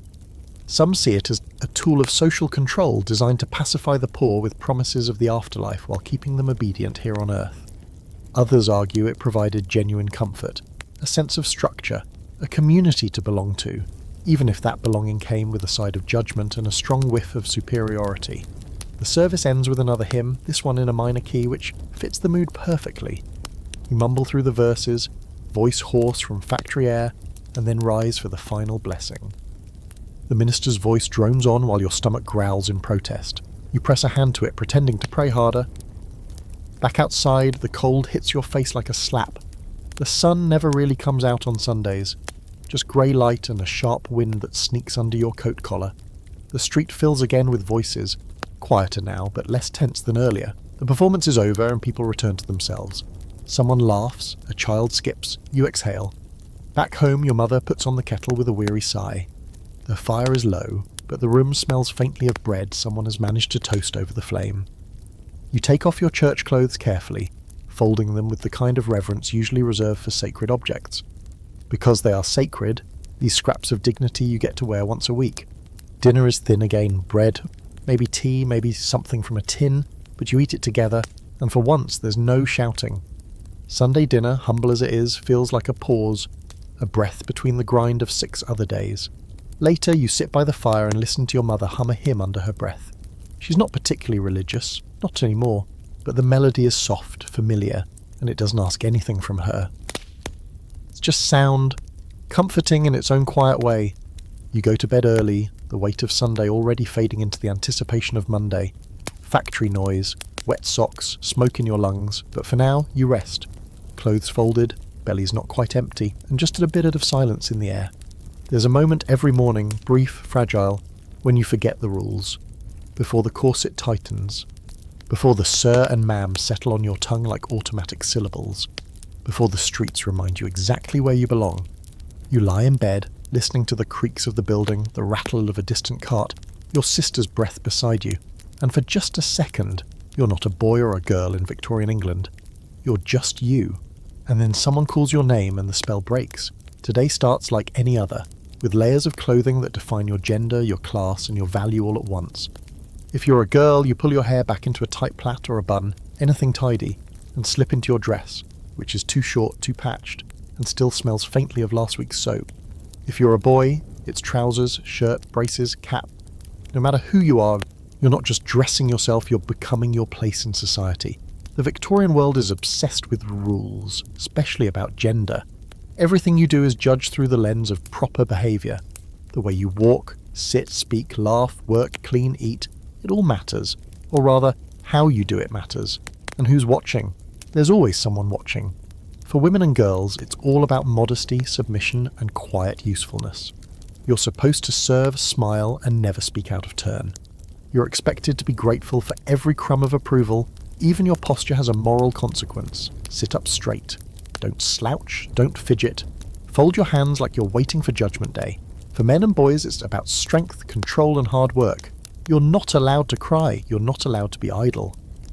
You're supposed to earn, protect, and keep everything inside. Sensitivity is a flaw. Gentleness is suspect. Any deviation is questioned. You step outside and the rules follow you like a shadow. A woman walking alone is noticed. A man loitering too long is questioned. A girl speaking too loudly gets a glare. A boy who hesitates when told to lift something heavy gets called soft. Gender isn't just identity, it's enforcement. Every stranger on the street becomes a silent judge, tallying your behaviour with invisible marks. Here's your historical anchor for today. Victorian society was deeply patriarchal. Laws, wages, inheritance, education, all tilted heavily in favour of men. Married women had no legal identity apart from their husbands until the Married Women's Property Acts of 1870 and 1882. Before that, everything a woman owned, even her own earnings, became her husband's property. In the eyes of the law, she was basically absorbed, and that dynamic trickled all the way down. A poor woman had fewer rights than a rich one, but she also carried more burdens. She worked long hours in factories or laundries, then came home to raise children and keep the house in order. Men might dominate the world outside, but women were expected to control the domestic space, quietly, efficiently, and without thanks. Even among children, the gender lines are drawn early. Boys are sent to apprenticeships, girls to service. Boys learn trades, girls learn to sew. One might inherit tools, the other a sewing kit. You might love to read, to draw, to dream, but unless your talents align with your assigned gender, no one really cares. And here's a strange little fringe fact. There were manuals, entire books, written to teach children how to behave properly according to their gender. Boys' books emphasised courage, duty, and empire building. Girls' books focused on manners, piety, and being pleasing. One popular title for girls, The Daughters of England, their position in society, character, and responsibilities. It reads like a gentle scolding stretched across 500 pages. Still, some historians argue that women, even under all these constraints, held subtle power. They managed homes, steered family decisions, and influenced community life. In poor families especially, mothers often controlled the household budget, what little there was of it, and made the hard choices that kept everyone fed. Strength didn't always look like power, but there were cracks in the system. Women began organising, speaking out, forming clubs and reading groups, pushing for suffrage, for access to education, for property rights. And men too, those who didn't fit the rigid mould, found ways to resist quietly. a gentle father, a boy who loved music instead of sport, a girl who refused to marry. The system didn't like them, but they existed anyway. Back in your own little street you pass the tailor's apprentice, thin as wire, always polite.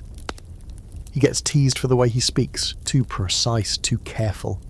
A few boys shout after him, he ignores them, eyes on the ground. A little further you see Miss Holloway, who owns the dress shop and lives with her cousin, a woman who's never been seen with a man. They're whispered about, always respectfully, always with a trace of something more. You don't really know what you are, not yet. You just know you don't quite fit. Maybe you hate sewing but love cleaning. Maybe you like books more than brooms. Maybe you've never felt comfortable in the dress you're told to wear, or the boots, or the body. You keep walking quietly. The world isn't kind to difference. At home, your sister tries to speak her mind at dinner, and is immediately shushed. Your brother talks over her, gets praised for his confidence. Your mother sighs. Your father doesn't know to notice. You notice. Later you look at yourself in the broken mirror. Tilt your head. Try to picture what your life would be if you could choose. Different clothes, different rules, different skin, but this is Victorian England, and here your gender isn't a question. It's an instruction manual, with consequences. You exhale slowly, rub the smudge off your cheek, and prepare for tomorrow, same shadow, same rules, but maybe someday, not forever. You're holding a wicker basket with a broken handle, and one frayed cloth draped over the top, and you've been on your feet for over an hour, and you've bought exactly 4 things: an onion, a chunk of bread, a scoop of dried peas, and a lump of something that might be cheese or might be plaster with aspirations. Grocery shopping in Victorian England isn't a cheerful stroll through brightly lit aisles with harp music playing overhead. It's a full-contact sport. It's bartering, sniffing, squinting, second-guessing and walking home, with your hands raw from the cold and your brain fried from trying to do arithmetic while dodging puddles and horse droppings. There's no one-stop shop, no Tesco, no Safeway. No trolley to lean on while you consider 6 different brands of yoghurt. Shopping is done in rounds, meat from the butcher, bread from the baker, produce from whoever's shouting loudest today, and every single vendor wants your last halfpenny. You step into the street prepared for battle. The bakery is your first stop. The smell is intoxicating, yeast and ash and something just barely sweet. A boy with a soot-smudged face hands you yesterday's bread at a discount, and you pay with a coin so worn it's almost smooth. Next you head to the produce stall, which is really just a man with a cart and a vague promise that these apples were fresh last week. You weigh one in your hand, it's soft, too soft. You hand it back and grab an onion instead. It still has dirt on it. Good sign. The butcher is further down the lane. Already elbow deep in some animal you don't want to identify, you don't go in, you hover by the doorway until he notices you. You ask for bones, just bones, for broth. He grunts, wraps 2 greasy ribs in paper, and waves you off like a stray cat. You clutch the bundle to your chest like treasure. Here's your historical fact. Shopping in Victorian England, especially for the working class, was a daily necessity, not a weekly event. Without refrigeration you couldn't store food for long. Bread went stale in 2 days, meat had to be cooked quickly, or cured within an inch of its life. Milk was delivered daily, often watered down. Eggs were fresh if you were lucky, and foul if you weren't. You learned to eat seasonally because there was no other choice. Bananas, pineapples, foreign, mythical, and only seen in books or in the shops of the rich. And speaking of milk, here's a slightly horrifying fringe fact. Milk was sometimes whitened with chalk or plaster dust to stretch it further. Bread could contain alum. Tea leaves were reused and dried, then swept off the floor and resold.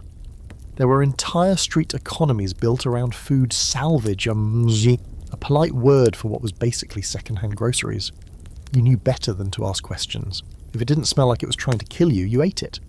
Still, some historians argue that the Victorian poor ate more vegetables than we assume, not out of health consciousness, but because meat was expensive. Root veg, dried legumes, cabbage and onions were staples. Potatoes were a lifeline, and if you had a small garden or even just a few flower pots, you might grow herbs or leafy greens, stretching your stew into something that tasted like effort. You reach the end of the market street and take stock. The basket is still mostly empty, but it'll have to do. You wrap the bread in a cloth to keep it dry. The peas rattle in their pouch like coins you wish you had. You glance back toward the sweet shop just for a second. Its window is clouded with steam and streaked with fingerprints. Inside, licorice twists and barley sugars glitter like gems behind glass. You have no money left, so you walk away quickly before the wanting settles too deep. On the way home, you pass the fishmonger. He nods, you nod back, you don't buy anything. The smell is sharp enough to keep you at arm's length. A boy leans against the wall eating something on a stick, maybe meat, maybe not. You look away. The streets are slick with a thin film of slush and grime. Your boots slip a little with each step. You pass 2 girls selling ribbons and a man shouting about soap. A dog trots past with half a biscuit in its mouth and an air of absolute triumph. Back home, your mother takes the basket and sighs. She knows how much you spent. She knows how little it bought. But she says thank you anyway, then starts chopping the onion. The bread is torn into chunks and tossed into a pot with the bones, some peas and water. It simmers slowly, filling the room with the kind of scent that smells like hope, or at least like salt. You sit near the stove, warming your hands. Your sister asks if you got any sweets. You shake your head. She doesn't pout, just nods and goes back to peeling a potato with her thumb. Your brother plays with a bit of twine, tying knots he learned from the boy who works down by the river. No one talks much. There's not much to say. Dinner is soup again, and bread again. But it's warm and you made it happen. You went out, you bought what you could, and you brought it home. That's survival, that's love, Victorian style. Later you scrape the bowls clean and stack them near the basin. The candle burns low. You think of the sweet shop window again. The barley sugar twists catching the light. Maybe next week, if you're lucky. Your head is pounding, your throat feels like sandpaper, and your chest is making a rattling noise that would be funny if it didn't hurt to laugh. You've been coughing since yesterday afternoon, the kind of deep, dragging cough that curls around your ribs and steals the breath from your lungs. Everyone else is trying not to notice. Because in a Victorian household, sickness is less about concern and more about math. Can we afford for you to be ill? You pull the blanket tighter around your shoulders. Though blanket is generous, it's more a quilted suggestion. And watch your mother root through the kitchen cupboard with the expression of someone already 2 steps past frustration. The cupboard doesn't have much. Some old jam jars, dried herbs in a paper packet, a jar of lard and a small glass bottle with a label that has long since peeled off. She grabs the bottle. This, apparently, is medicine. You uncork it and sniff. It smells like the underside of a church pew, and a bit like paint. You tip it back and swallow a mouthful before your brain can object. It burns all the way down. Within seconds, your nose is running, your ears are buzzing, and your stomach is... Rethinking things, you lie back down and wait. Victorian medicine, especially for the poor, is a game of odds. Some of it works, some of it feels like it works, and some of it is just rebranded poison with a cheerful label. You never quite know which you're getting. Here's your historical fact. Many Victorian remedies were packed with ingredients that would make a modern pharmacist faint. Opium, morphine, laudanum, chloroform, mercury, cocaine, even arsenic were all common. You could buy most of them over the counter, no questions asked, as long as you had a few pennies and a reasonably convincing cough. Laudanum in particular was the go-to for everything from toothaches to depression to female troubles. It was essentially alcohol and opium in a bottle, miraculously effective, terrifyingly addictive. The bottle you just drank from. Probably one of those over-the-counter miracle cures, cheap, sharp tasting and about 40% gin, with a dash of something botanical to make it smell medicinal. You don't know if it'll cure anything, but you do feel a little floaty. That's something. If you're lucky enough to see a doctor, and that's a big if, it'll cost you. Even a quick home visit can drain at a week's wages. So most working families avoid it unless the situation gets truly dire. And even then, there's no guarantee the doctor will do more than mutter some Latin, write something illegible, and recommend more rest. Rest in a house of 7 people, 1 bed and no heating. Still, if you were to go, say, to a free dispensary or a charity hospital, you'd probably be treated with something like mustard plasters, leeches, or a brisk bloodletting to balance your humours. Victorian medicine was caught between superstition, tradition, and genuine progress. Germ theory was still taking hold. Not everyone believed in it yet. Some still thought disease came from miasma. Bad air, rotting smells, moral weakness. You're pretty sure you have all 3. Here's the weird fringe fact of the night. There was a brief moment when electricity was considered a cure-all. You could pay to be shocked with static currents to treat headaches, nervousness, or hysteria. There were electric belts, brushes, even electric corsets. Did they work? No. Were people absolutely convinced? Yes, you could zap yourself into feeling slightly more alive or at least distracted from the cough. And while historians debate how effective these remedies really were, there's general agreement that most poor families treated illness the same way they treated everything else, together. You relied on knowledge passed down through generations, on herbal poultices, on prayers, on neighbourly advice that may or may not be based on a misunderstanding of anatomy. You might see the midwife before the doctor, or the woman next door who knows about tonics, or the guy in the alley selling guaranteed cures out of a suitcase. Back at home, your mother is boiling something in a pot. You think it's a mix of thyme and onion skins. It smells like wet grass and bitterness. She spoons it into a chipped bowl and brings it to you with a look that says, just eat it and don't complain. You do. It's hot and vaguely unpleasant but oddly soothing. Or maybe that's the laudanum talking. Your sister rubs your back in slow circles. Your brother offers you a piece of peppermint he's been saving. You accept it like it's sacred. It helps, slightly. You curl up and close your eyes. The room smells like steam, coal, and cough. Somewhere outside, someone is hawking something about elixirs. The sound fades in and out as your head starts to swim. Even when you're sick, there's no rest here. The baby cries, the neighbours stomp, the fire sputters, but your body is too heavy to care. You drift in and out, coughing between dreams, listening to the creak of the ceiling and the clink of spoons in the next room. Tomorrow, if you're better, you'll go back to work. If not, you'll try again the next day. There are no sick days here. Only sick hours, stolen when you can. Your mother will stretch the medicine, the herbs, the hope, and somehow most of the time, you survive. The landlord hasn't been seen in 3 weeks, but that doesn't mean he's not around. His presence is like mildew, silent, creeping, impossible to ignore. Your family owes 2 weeks' rent. So does the family above you.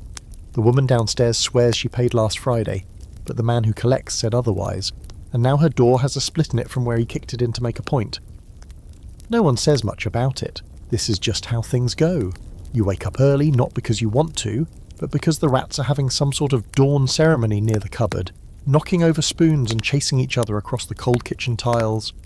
You sit up and rub your eyes. There's a bite on your ankle. Not fresh, but not old either. It itches in that mean, persistent way, and you make a mental note to check the traps later, if your brother hasn't already sold them for copper. Outside, the streets are already busy. Not just with sellers and horses and deliveries, but with voices. Sharp, nosy, relentless voices. Victorian working-class neighbourhoods are a hive of constant commentary.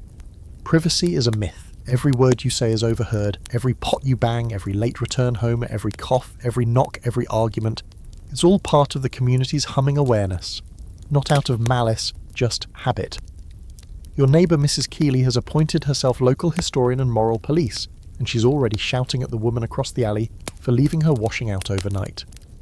That's how mildew gets in the fabric, I'll have you know, she crows, wielding a wet bloom of bloomers as though they're hard evidence of parole decay. The woman glares but says nothing, and you slip past before either of them can drag you into the drama.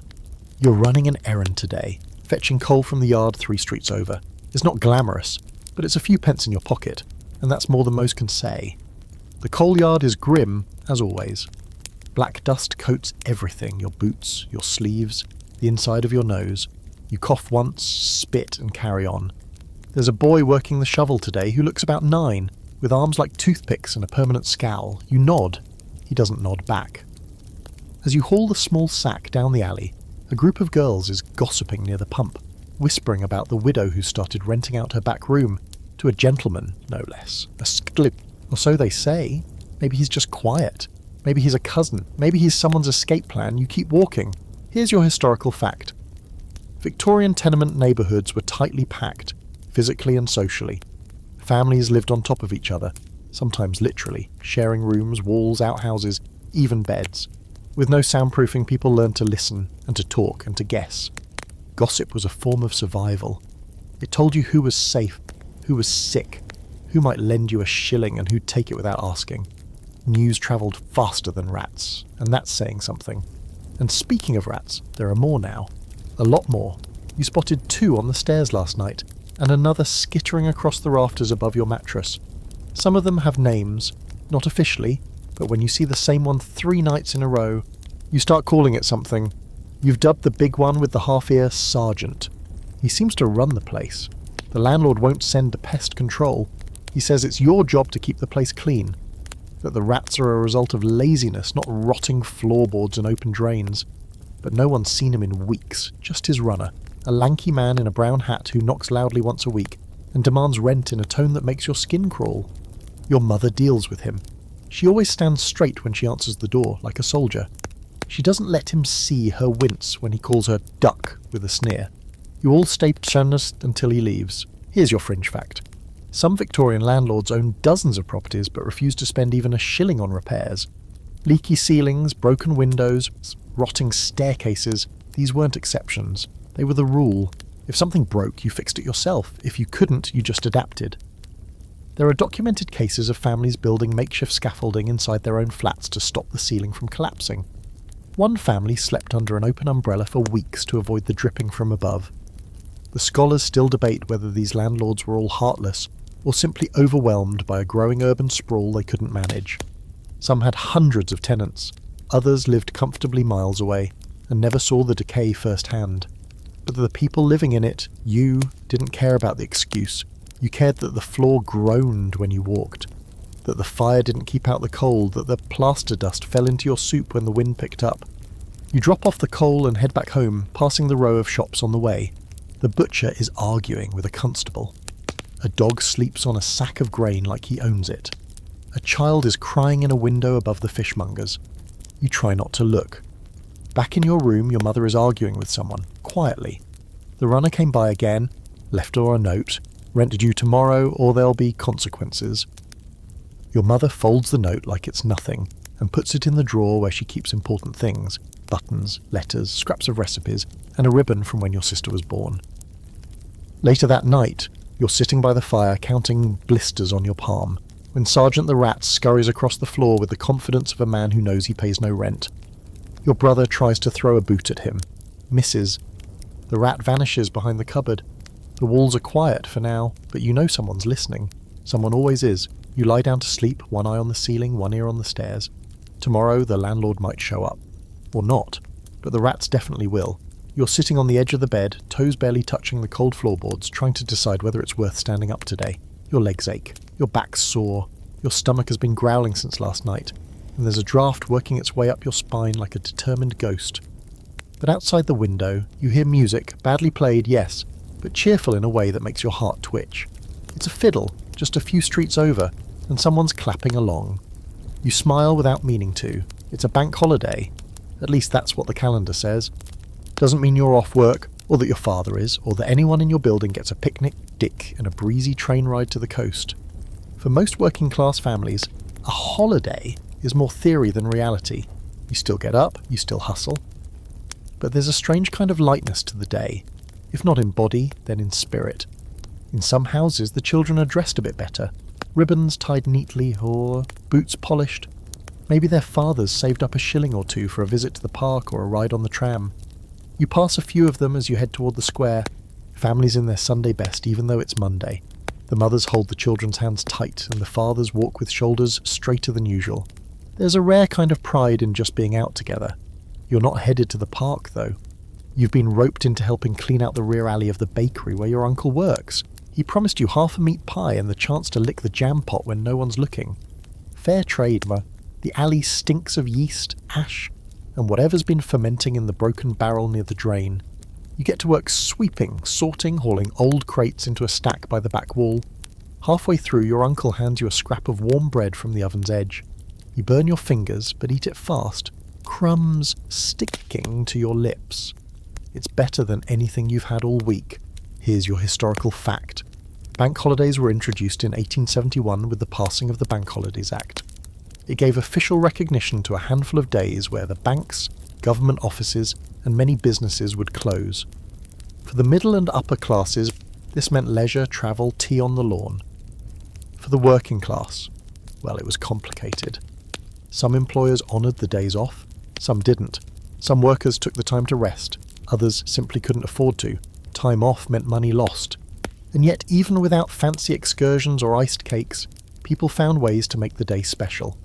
Local parks became gathering places. Music halls held matinees. Street performers came out in force, jugglers, puppeteers, singers, and quick-fingered pickpockets, all jostling for attention. Children played with hoops and sticks, or invented games with nothing but stones and imagination. Sometimes you'd hear about whole families taking the train to the seaside. Not you, of course, but you'd see them in the streets, clutching umbrellas and sandwiches wrapped in newspaper, headed to Brighton or Margate or Southend. That was the dream. Salt air, donkey rides, waves crashing at your feet. They'd come back sunburned, grinning and slightly smug, talking about deck chairs and boiled sweets. You listened politely, then returned to your usual alleyway routine. But even in the city, there's something gentler about today. You finish sweeping, wipe your hands on your shirt and join your uncle in the shop. He's pouring hot jam into little jars, humming off key. You sit on a crate and dip a spoon into the pot, pretending it's fine china. The jam is tart, sweet, and probably the only fruit you'll get this month. You savour every lick. Now for your quirky fringe fact. Some Victorian reformers absolutely hated holidays for the poor. They feared that too much free time would lead to idleness, drunkenness, and moral decay. Others saw them as a chance to civilise the lower classes, encouraging them to enjoy wholesome activities like nature walks, patriotic parades, and supervised picnics. Because nothing says relaxation like being watched while you chew a cold meat sandwich on wet grass. But there were also those, mostly workers themselves, who fought for more holidays, more time off, more recognition that rest wasn't weakness, that leisure was a right, not just a privilege for the rich. The early trade unionists argued that everyone deserved a break, a real one that didn't come with guilt or a hole in your week's pay. Back in your little part of the world, the street is starting to buzz. Children are dragging sticks along the railings. A boy with a concertina is playing a tune that sounds almost like music if you squint your ears. Someone shouts about a puppet show starting in the square. You decide to go just for a few minutes. The puppets are crude, painted wood with chipped joints, but the story is loud and funny. Punch hits Judy with a stick. Judy hits him back. A crocodile appears for no reason. The children laugh and scream and clap their hands like it's the greatest thing they've ever seen. Maybe it is. You don't have a penny to give the puppeteer, but he doesn't mind. He winks as you clap, then starts another scene. Behind you, someone hands out boiled sweets, and you somehow end up with one. A gift from someone's grandmother, maybe. It tastes like strawberry and soot, and it makes your teeth ache. You love it. As the sky dims, the show ends, the crowd thins. You head home with a warm stomach, sticky hands, and jam still under your fingernails. It wasn't a holiday in the way books describe. No parasols, no beach, no picnic basket with gleaming silver spoons, but it was something. You lie in bed that night, arms behind your head, listening to the distant hum of a drunk man singing patriotic songs on the next street over. You smile. Tomorrow it's back to work. But today you had sweetness, laughter, a puppet show, a day off in your own way. Evening settles in slow and smoky like a blanket that's been wrung out in a chimney. The streetlights sputter to life one by one, those tall, crooked gas lamps with flickering flames that throw more shadow than light. You hear the hiss of the lamplighter's torch before you see him, a quiet silhouette in the fog. Ladder slung over his shoulder like a second spine. Somewhere nearby, the pubs are beginning to fill up, the air thick with the sound of boots on stone and voices loosening with every pint. You're not heading home yet. Not tonight. Because for once, there's something else to do. A bit of entertainment. A slice of life that isn't just working or washing or figuring out how to stretch half a loaf of bread into 3 meals. The music hall's open, and if you're lucky, you might catch the last act, even if you have to press your ear to the brick wall outside to hear it. Or maybe you'll stop at the pub. Not inside, of course, you're too young or too broke or too suspicious of the old man who always stares too long. But outside where the songs drift through the doorway and the scent of spilled beer mingles with tobacco and rain. It's warm. In a way, familiar. There's always someone singing badly and someone else clapping along just to drown them out. Entertainment in Victorian England is rarely refined for people like you. It's loud, messy, and usually smells like pickled onions and someone else's ale breath. But it's yours, and sometimes it's brilliant. You pass the corner where Mr. Pierce sets up his Punch and Judy show most nights. The puppets dangle from his cart, chipped and grinning, their tiny wooden fists ready to deliver another round of slapstick violence to the delight of every child, and more than a few adults. Punch's high-pitched cackle rings out, followed by Judy's indignant shriek. There's a baby doll, a crocodile, a policeman, and at least one plot twist involving a string of sausages. You've seen the show 20 times and it never makes sense. It never has to. Here's your historical fact. Victorian music halls and street entertainments were a cornerstone of working-class leisure. Long before cinema or television, these noisy, crowded venues offered songs, sketches, slapstick and satire. They were raucous, bawdy and wildly popular. By the 1880s, music halls had become a full-blown industry, with performers becoming household names. Songs from these stages were sung in alleys and parlours alike, passed from city to village and back again. For a few pennies, or for free, if you stood outside and pretended not to be listening, you could escape. The stories might be silly, the jokes crude, the melodies half stolen from folk tunes, but they were real, relatable. A man singing about a drunk wife, a woman mocking the upper class with perfect impressions. There was power in it. Humour as protest, laughter as medicine. And here's your fringe fact of the night. Queen Victoria herself was rumoured to have enjoyed a Punch and Judy show in her youth. While the royal family mostly kept their entertainment within palace walls, opera, theatre, chamber music, it's said that Victoria, once upon a time, laughed at Punch, smacking everyone with his stick. Historians still argue whether it's true. Either way, the idea that even a queen might chuckle at such chaos feels strangely comforting. As you keep walking, the street becomes a little brighter. Candles in windows, pub signs swinging on creaky iron brackets. You hear a woman belting out a song about a sailor who got lost in Soho, her voice cracked but strong. A man nearby bangs a spoon against a bottle into rhythm. Someone's passed out on a crate, snoring like a saw. A group of kids play a game with chalk lines and stones, shrieking with laughter whenever someone misses their turn. This is what fun looks like in your world. Not clean, not quiet, but full of life. You stop at a music hall near the market square. You can't afford a ticket, but the door's half open, and the usher's too distracted to notice you loitering. Inside, the place is packed wall to wall with people. Men in flat caps, women in shawls, children, balanced on laps. The air is warm, thick with sweat and smoke. You catch a glimpse of the stage just as a man leaps across it in a ridiculous costume, doing something between a jig and a fall. The audience roars. You grin. Eventually you make your way back down the street, humming a melody you only half remember, one of those songs everyone knows but no one can trace. You swing your arms, scuff your boots along the curb, and smile at the old woman watching from her window with a mug of tea in hand. She nods at you like she knows exactly where you've been and what it meant. Back home, the lights are low, and your family's already half asleep.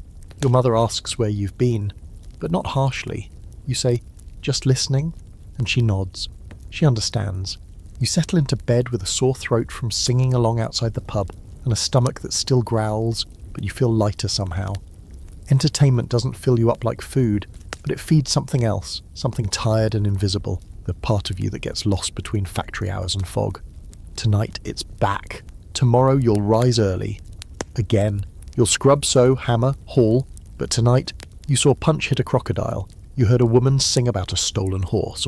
You laughed at a joke you didn't quite understand just because everyone else did. And in the middle of it all, for a while, you forgot what it felt like to ache. There's a knock at the door just after sunrise, 3 sharp raps, then silence. No one moves at first. You're still tangled in the scratchy blanket, your face pressed into the mattress, warm for once. But the knock comes again, and this time your mother's already halfway across the room. Her face is tight, her mouth thinner than usual. You sit up slowly, still rubbing the sleep from your eyes, and suddenly it clicks. Someone's died. You don't know who yet. You don't even need to. It happens all the time. In the tenements, death is more frequent than news.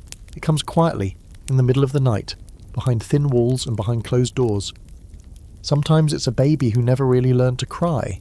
Sometimes it's a man who coughed for months until he didn't. Sometimes it's an old woman who simply stopped waking up. The neighbourhood absorbs it, adjusts and continues. There are no grand ceremonies here, no long eulogies or black carriages with velvet trim.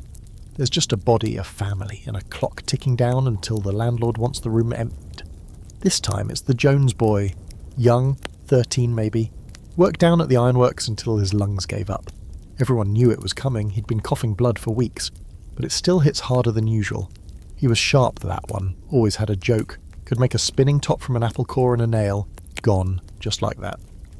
Your mother nods grimly, then reaches for the black shawl she keeps tucked away for times like these.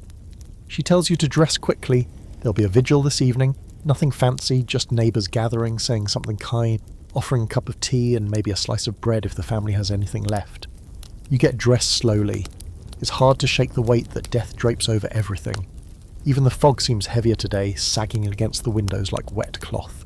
You go about your usual tasks, fetching water, sweeping the hearth, but it all feels dull, like the world's been muffled. And here's your historical fact. In Victorian England, death was a constant presence, especially among the poor. Infant mortality rates were high, diseases spread quickly through overcrowded housing, and access to medical care was limited. Life expectancy in urban working-class neighbourhoods could be as low as 30 to 35 years. Children died from things we treat with antibiotics now. Adults died from exhaustion, infections, or simply being worn down by years of hard labour. But there's a strange contradiction in it all. Despite death being common, Victorians developed elaborate rituals around it.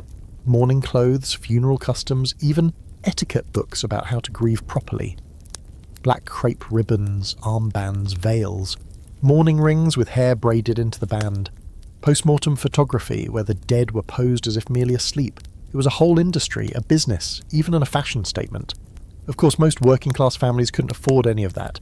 Instead, they pooled resources for a simple pine coffin, maybe borrowed a black shawl from a neighbour, maybe said a few words over a candle. That was enough.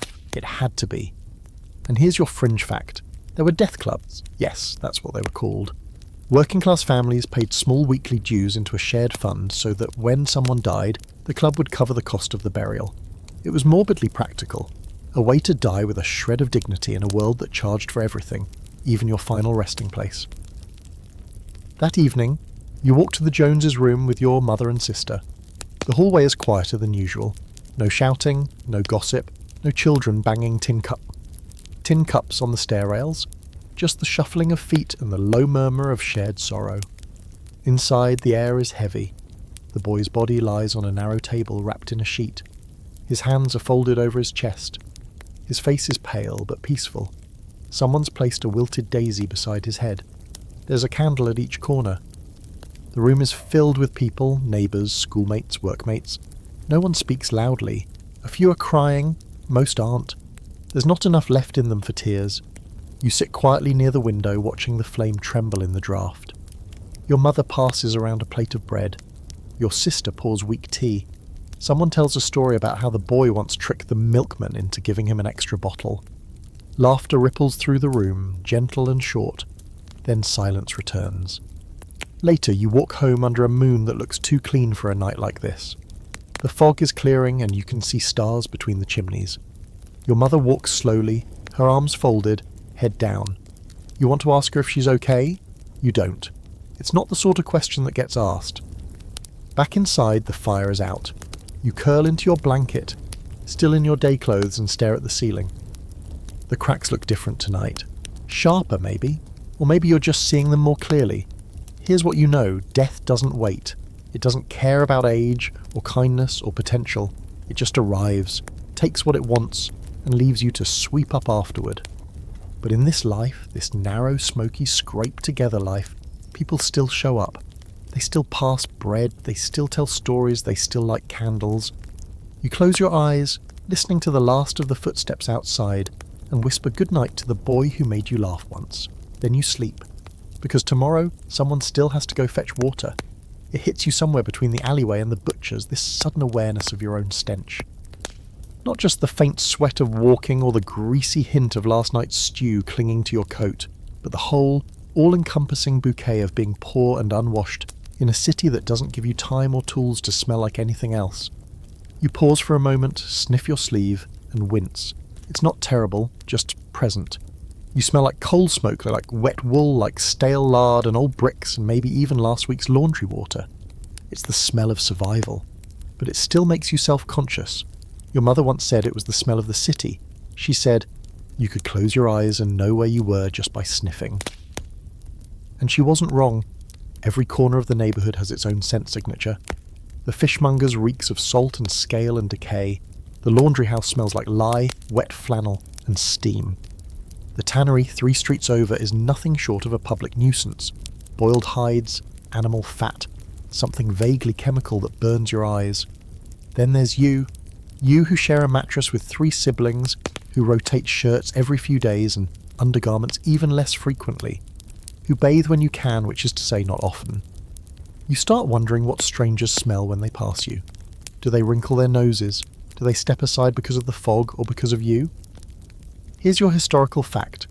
Victorian cities were notoriously pungent. With no centralised sewage in the early half of the century and only intermittent plumbing after, the streets were rivers of waste, human, animal, industrial. People bathed infrequently. Clothes were washed even less. Deodorant, as we know it, didn't exist. Perfume was for the wealthy. For the poor, you masked odours with vinegar soap scraps, or a hopeful shrug. It wasn't just bodies that smelled, it was everything. Your home, full of coal smoke mildew, damp bedding, unwashed pots. Your clothes, steeped in whatever you brushed past that day. Blood at the slaughterhouse, ink at the printers, flour at the bakery, sewage at the pump. Even your breath carried the scent of your diet. Onions, salted fish, strong tea, pickled cabbage. No breath mints, just hope. And here's your weird fringe fact. Some Victorian doctors believed that bad smells, miasmas, were the root cause of disease. Before germ theory took hold, it was widely accepted that the air itself, particularly foul air, was what made you sick. There were elaborate public debates about whether certain perfumes or flowers could purify the air. Lavender was especially popular. So was burning vinegar-soaked cloth. Spoiler, it didn't work. Still, the obsession with odour created an entire cultural etiquette. Rich people sprayed rosewater on their handkerchiefs and carried them everywhere to shield their noses from the smell of the street. Women dabbed perfume behind their ears, not for allure, but as a defence mechanism. And if a poor person managed to not smell bad, it was immediately noticed. Clean wasn't a baseline, it was a triumph. You think of that now as you duck into the corner shop. The owner, Mr. Highcroft, gives you a long glance but says nothing. He's used to the smells that walk through his door. Everyone smells like something. You queue behind a man who reeks of fish oil and a woman who smells like damp firewood. No one flinches. You buy a small bar of soap, not the fancy scented kind, but the harsh yellow kind that strips skin as well as grime. You cradle it like treasure all the way home. There's a bowl of water warming by the stove, not a bath, not even close, but enough to rinse your face, neck, underarms. You scrape at the grime with a rough cloth and hum quietly to yourself. The soap bites into your skin. You rinse with cold water, shivering. But when it's done, you smell better. Not good, not fresh, but less. You scrape under your nails with a sliver of bone from last week's soup. You change into a shirt that hasn't been worn since Tuesday. Your sister braids your hair tightly and pins it close to your head.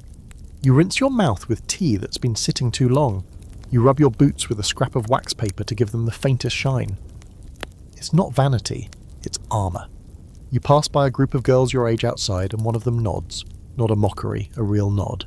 Maybe she noticed, maybe not, but still. You go back inside with a strange sort of pride blooming in your chest. Clean isn't something you get, it's something you fight for. You pull the cloth from the stove and hang it up to dry. Oh, it's grey now. That's fine.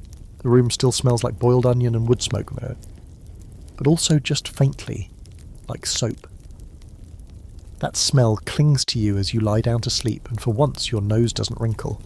You close your eyes and breathe deeply. Joy. No perfume, no roses. But for now, you smell like effort, like resilience, like someone who gave a damn. Tomorrow the city will coat you in itself again. It always does. But tonight, just for tonight, you smell like you. You're sweeping the front step when you see them again. The middle-class ladies. 3 of them, parasols in hand despite the lack of sun, skirts swishing like they've never known a puddle, gloves so white it's almost insulting. They walk past your street slowly, the way someone walks through a museum, pointing, observing, noticing the broken window here, the hanging laundry, the half-naked children playing with sticks in the gutter. One of the women whispers something behind her gloved hand. Another makes a face like she's caught a whiff of boiled cabbage. You keep sweeping. You don't meet their eyes. You already know what they think of you. They do this sometimes, these women with time to spare and a curiosity about how the other half lives. Social reformers, charitable do-gooders, or just bored wives looking for a story to tell at their next luncheon. Sometimes they're carrying notebooks, sometimes sketch pads. Today, one of them carries a small camera, the kind you've only seen once before, when a man came to take a picture of the fishmonger's stall for the papers. She raises it, points it toward a row of children sitting on a stoop. No one asks for permission, no one smiles. You pause mid-sweep and watch them glide past like swans, skimming the surface of a grimy canal. They're not here to help, not really. They're here to look, to witness, to say later, "Yes, I saw it with my own eyes. The poverty, the filth, it was ghastly." And then perhaps they'll do something, raise money, write a pamphlet, host a tea. But most of the time, they just vanish back to the clean parts of the city where coal smoke is aesthetic and hunger, oh, is hypothetical. Here's your historical fact. During the Victorian era, middle-class interest in the working poor was at an all-time high. With the rise of industrial capitalism and rapid urbanisation, poverty became increasingly visible and increasingly worrying to those who didn't experience it. Social investigators, journalists and reformers began venturing into slums and tenements to document conditions. Some did it out of genuine concern, others did it for research, a few did it for entertainment. Henry Mayhew was one of the earliest and most famous chroniclers. His multi-volume work, London Labour and the London Poor, compiled interviews, sketches and essays detailing the lives of street sellers, beggars and labourers. He wrote about bone pickers, rat catchers, chimney sweeps and flower girls, often in great detail. Some called it compassion, others called it voyeurism. Either way, it sold well. Your fringe fact, there were even guided tours of London slums for upper-class visitors. They were sometimes called slumming parties, and yes, they were exactly as gross as that sounds. Men and women would dress in their finest, sometimes accompanied by police escorts, and stroll through impoverished neighbourhoods to witness authentic poverty. It was seen as both charitable and thrilling, like visiting a zoo, but with people. You return to sweeping, the bristles catching on the uneven stone. The ladies are gone now, vanished back up the street, taking your dignity with them. You wonder what they'll say about your street, your life. Whether they noticed your little brother without shoes or your mother's patched shawl. Whether they think you're dirty or dangerous or just unfortunate. Inside, your father mutters something about charity workers and their papers full of lies. He's been featured in one, apparently. A sketch of him working at the docks appeared last month in a pamphlet about labour reform. The artist didn't ask. The article called him stoic. He calls them vultures. And yet, not all of them are bad. Your school teacher, Miss Hartley, is middle class too, but different. She walks the neighbourhood with her coat buttoned tight and her books held close. Not like she's slumming, but like she belongs. She listens more than she talks. She brings bread when someone's sick. She reads poetry out loud in a voice that makes you want to sit straighter. She doesn't photograph your poverty. She tries to understand it. And sometimes that feels like enough. You think about the other kind of attention you get, the storiettes written about you, the ones where people like you are characters in cautionary tales or illustrations in newspaper columns. You're either a tragic orphan, a criminal in the making, or a backdrop for a social experiment. No one writes about your jokes, your singing, the way you can balance a coal bucket on your head while skipping rope. The good bits never make the cut. That night, your sister draws on the wall with a bit of charcoal just to doodle a little face with crooked eyes and a grin. Your mother tells her off half-heartedly. You all smile anyway. The wall's stained and cracking, but for a moment it feels like yours, like art. Later, lying in bed, you hear someone in the alley playing a harmonica. You don't know the tune, but it's soft and slow and sounds like rain might sound if it had a voice. You close your eyes and picture the woman with the camera showing your neighbourhood to her friends. You wonder if the photo will be in black and white, with a caption about slum children, or the plight of the urban poor. You wonder if she'll remember your face at all. But you also wonder if someone like Miss Hartley will see it. If someone will look closer, past the grime, past the patched coat, past the swept step. Maybe, just maybe, someone will see you. Not as a story, not as a subject, just you. You hear the shutter click before you see the man. He's squatting across the street, just behind a leaning stack of firewood, fiddling with a box camera the size of a small suitcase. Next to him stands a boy, no older than 10, wearing a cap far too big for his head and holding a reflector that looks suspiciously like a broken mirror glued to a scrap of wood. They're not from here. You can always tell. Their coats are cleaner. Their boots match. The boy's hair is combed. They're photographing the girl who begs outside the bakery, the one with the twisted foot and the ribbon tied around her wrist like it's a bracelet. She's not posing, she just happens to be there, and the man is capturing her like she's part of the scenery. He speaks to her once, asks her to move slightly to the left, and when she doesn't answer, he takes the picture anyway. The boy writes something in a little notebook. You feel an odd mixture of anger and embarrassment. The kind that bubbles up when someone points at your worst day and calls it interesting. Later you pass the girl. She hasn't moved. But now she's holding the coin the man gave her. Maybe a farthing, maybe more. She stares at it like it's a stone, something weightless and heavy at the same time. Here's your historical fact. Photography became increasingly popular and accessible in the latter half of the 19th century. And with it came a new kind of documentary journalism. Street photography captured everything from bustling markets to political protests to urban poverty. Some photographers did it to inspire reform, others did it to sell postcards. Poverty, it turned out, had an aesthetic. There were entire series, albums labelled London's Corby Street Urchins, the destitute of Whitechapel, faces of the slums. Some were sympathetic. Some were exploitative. All of them reduced people like you to images, to examples. Your face turned into a lesson for someone far away, printed and pasted into books, or sold for pennies at seaside stands. And here's your fringe fact. Some children were paid to look poorer than they actually were. Photographers would stage scenes, ask kids to remove shoes, mess up their hair, slump on steps with just the right expression. They wanted the perfect shot, the balance of grime and innocence, of sadness and resilience.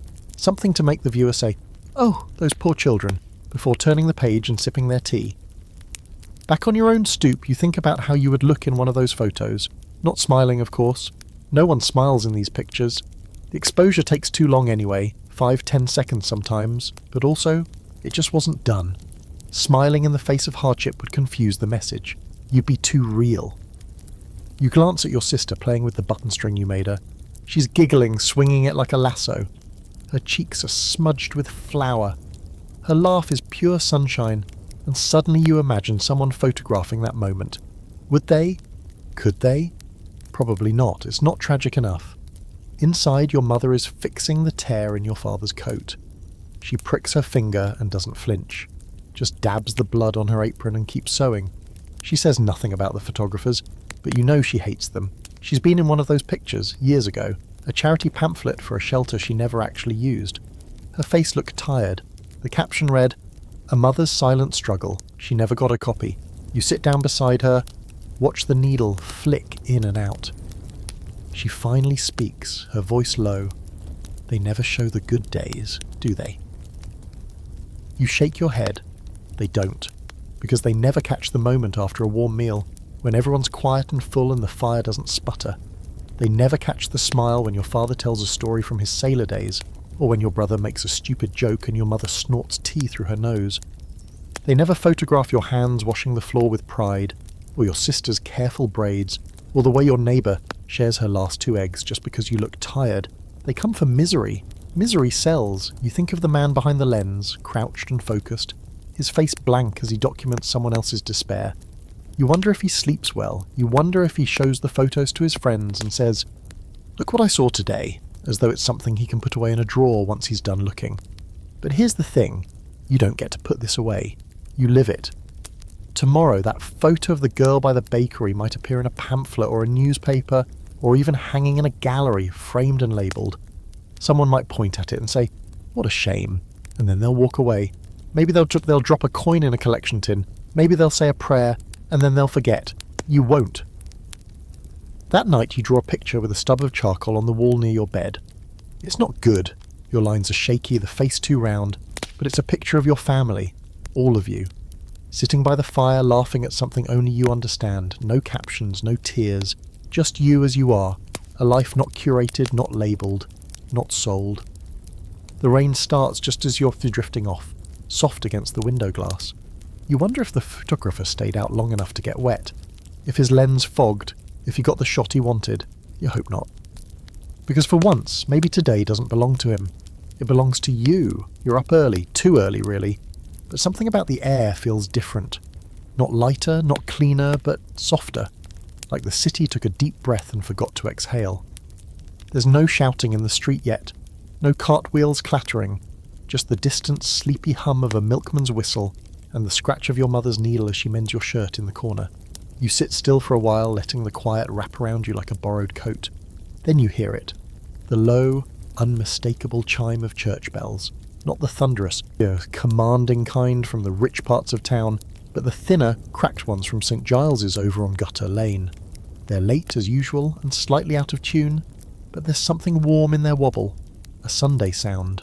Sunday, a day of rest. Or at least the closest thing you'll get to one. Your mother finishes her stitching, gives the shirt a brisk shake and hands it to you. "You'll wear this to chapel," she says. Not a request. You nod and change quickly. It's still loose in the sleeves and tight at the collar, but it's clean and the buttons match. That's good enough. Outside, families are already on the move, walking in a slow, steady parade toward the chapel 2 streets over. The girls in dresses too thin for the wind, the boys in caps with their ears poking out. The mothers pulling gloves on with their teeth while fixing hair with their elbows. Everyone's doing their best to look tidy, respectable, like maybe God won't notice the holes in their boots if they walk carefully enough. You fall in line, walking with your mother and siblings, trying not to trip on the uneven cobblestones. The street smells faintly of smoke and stewed carrots. Someone is airing out a rug from an upstairs window. Dust falls like confetti. At the chapel door, a man with hands like bark gives each of you a nod and a paper sheet. The hymn list. You fold it carefully, even though you know the songs by heart. Inside, the benches are hard and the floorboards creak like they're complaining about having to be awake. There's no stained glass here, no candles. Just whitewashed walls and the sour scent of old wood and colder mornings. Here's your historical fact. For many Victorians, especially the poor, Sunday was the one guaranteed pause in the week, a day when the machines stopped, the shops closed and the streets quieted. The Sabbath was taken seriously. Laws, known as blue laws, restricted business and labour. Children were scrubbed, boots were shined, and everyone, regardless of belief, felt the pressure to attend church. Respectability was currency, and Sundays were the showroom. You sit stiffly on the bench, knees knocking the wood in front of you. The preacher climbs up into the pulpit and begins. His voice is slow, rhythmic, almost hypnotic. You lose track of the words after a while. Something about grace, something about fire, something about being grateful. You stare at a cobweb high in the corner and wonder how it got all the way up there. Then the singing starts. It's your favourite part, not because you like hymns, though some are decent, but because this is the only time you get to make noise that isn't working or apologising. Everyone lifts their voices together, out of tune, offbeat, too loud. It's terrible, it's beautiful. And here's your fringe fact. Some churches in poorer neighbourhoods used loaner boots. For children without shoes, the chapel would keep a few extra pairs at the entrance, so they wouldn't have to walk in barefoot and embarrass themselves. You remember using them once, stiff leather, 2 sizes too big, but for one morning you felt like someone else. After the service, there's a brief social hum. Neighbours exchanging nods, quiet gossip slipping between prayers. You overhear Mrs. Perkins telling someone that her niece caught typhoid, and Mr. Ellis talking about a missing chicken, all under the watchful eye of the preacher, who stands like a crow on a fence post trying to decide whether he should bless you or scold you. Back home, the table is already set. Your mother has saved something special, potatoes roasted with drippings, bread soaked in gravy, and the rarest of treats, an egg shared between 3 of you like it's the crown jewels. You eat slowly, chewing the warmth into your bones. After the meal, the rest of the day stretches ahead like a soft road. There's no shift at the mill, no errands, no coal to fetch. You sit by the window with your sister and play a quiet game with string. Your brother draws something in the soot on the windowsill. Your father smokes his pipe and hums a song that sounds suspiciously like a sea shanty, though he'll never admit it. You spend part of the afternoon helping Mrs. Tanner next door with her washing, not because you have to, but because she's old and her back is going, and you know what it feels like to do something hard alone. She thanks you with a sweet that tastes vaguely like anise, and possibly soap. You eat it anyway. Later, when the sun dips low and the street turns blue with evening, you go for a walk, not far, just to the end of the alley and back. The air smells of coal and chimney smoke and the faintest hint of baked apples from someone's oven. You take deep breaths, try to remember this feeling. This quiet, unhurried, barely scraped together day is what passes for peace. Tomorrow the city will start again, boots on stone, bellows from the factory, cold mornings and colder hands, but for now the fire is warm, the bread is gone, and your sister has fallen asleep with her head on your shoulder. You look out the window and think, not for the first time, that maybe this is enough. Maybe this one day, the stillness, the softness, the absence of having to fight for every moment is worth something sacred. You close your eyes and for once you don't dream of escape. You just sleep, and now the fire's just embers, soft and glowing, like sleepy eyes in the dark. You've curled up on your thin mattress with the scratchy blanket tucked around your shoulders and the weight of the day still resting somewhere in your bones. But in a good way. In a way that says, you did it. You made it through the soot and the shouting, through the clatter and the cold, through one more ordinary day in a life that might look small to the world but feels big to you. Because it is big. Every little moment stretched out like thread, stitched together into something that means more than people looking in from the outside could ever understand. Outside, the city finally quiets. The carts have stopped rolling, the street singers have packed up their songs, and even the rats are less enthusiastic. Somewhere in the alley, a door creaks, and then silence takes over, slow and absolute. You can hear your brother breathing nearby, soft and rhythmic. Your mother shifts in her chair once, then stills. The fire sighs. You think back on everything you've seen. The fog so thick you could disappear in it. The work that bent your back and blistered your palms. The soup stretched with hope and bone. The stories whispered across stoops and behind closed doors. And in all of it, somehow you were there, just trying, just making it through. Maybe no one wrote your name down. Maybe no one snapped a picture or carved your face in stone, but you were real. You are real. Living history, tucked into corners, standing in queues, laughing even when no one said anything funny. You, this version of you that lived through soot and soup lines and Sunday hymns, will never make it into the textbooks. But you're here, etched in memory, in coal dust and cracked hands and second-hand boots, a survivor of the ordinary. So now it's time to rest. Let your muscles unwind. Let your breath slow. Let the last thoughts of fog and factory fade out of your mind like a street lamp flickering out in the distance. You don't need to worry about tomorrow yet. The city can wait. The work will still be there, but tonight you've earned the silence. Just breathe.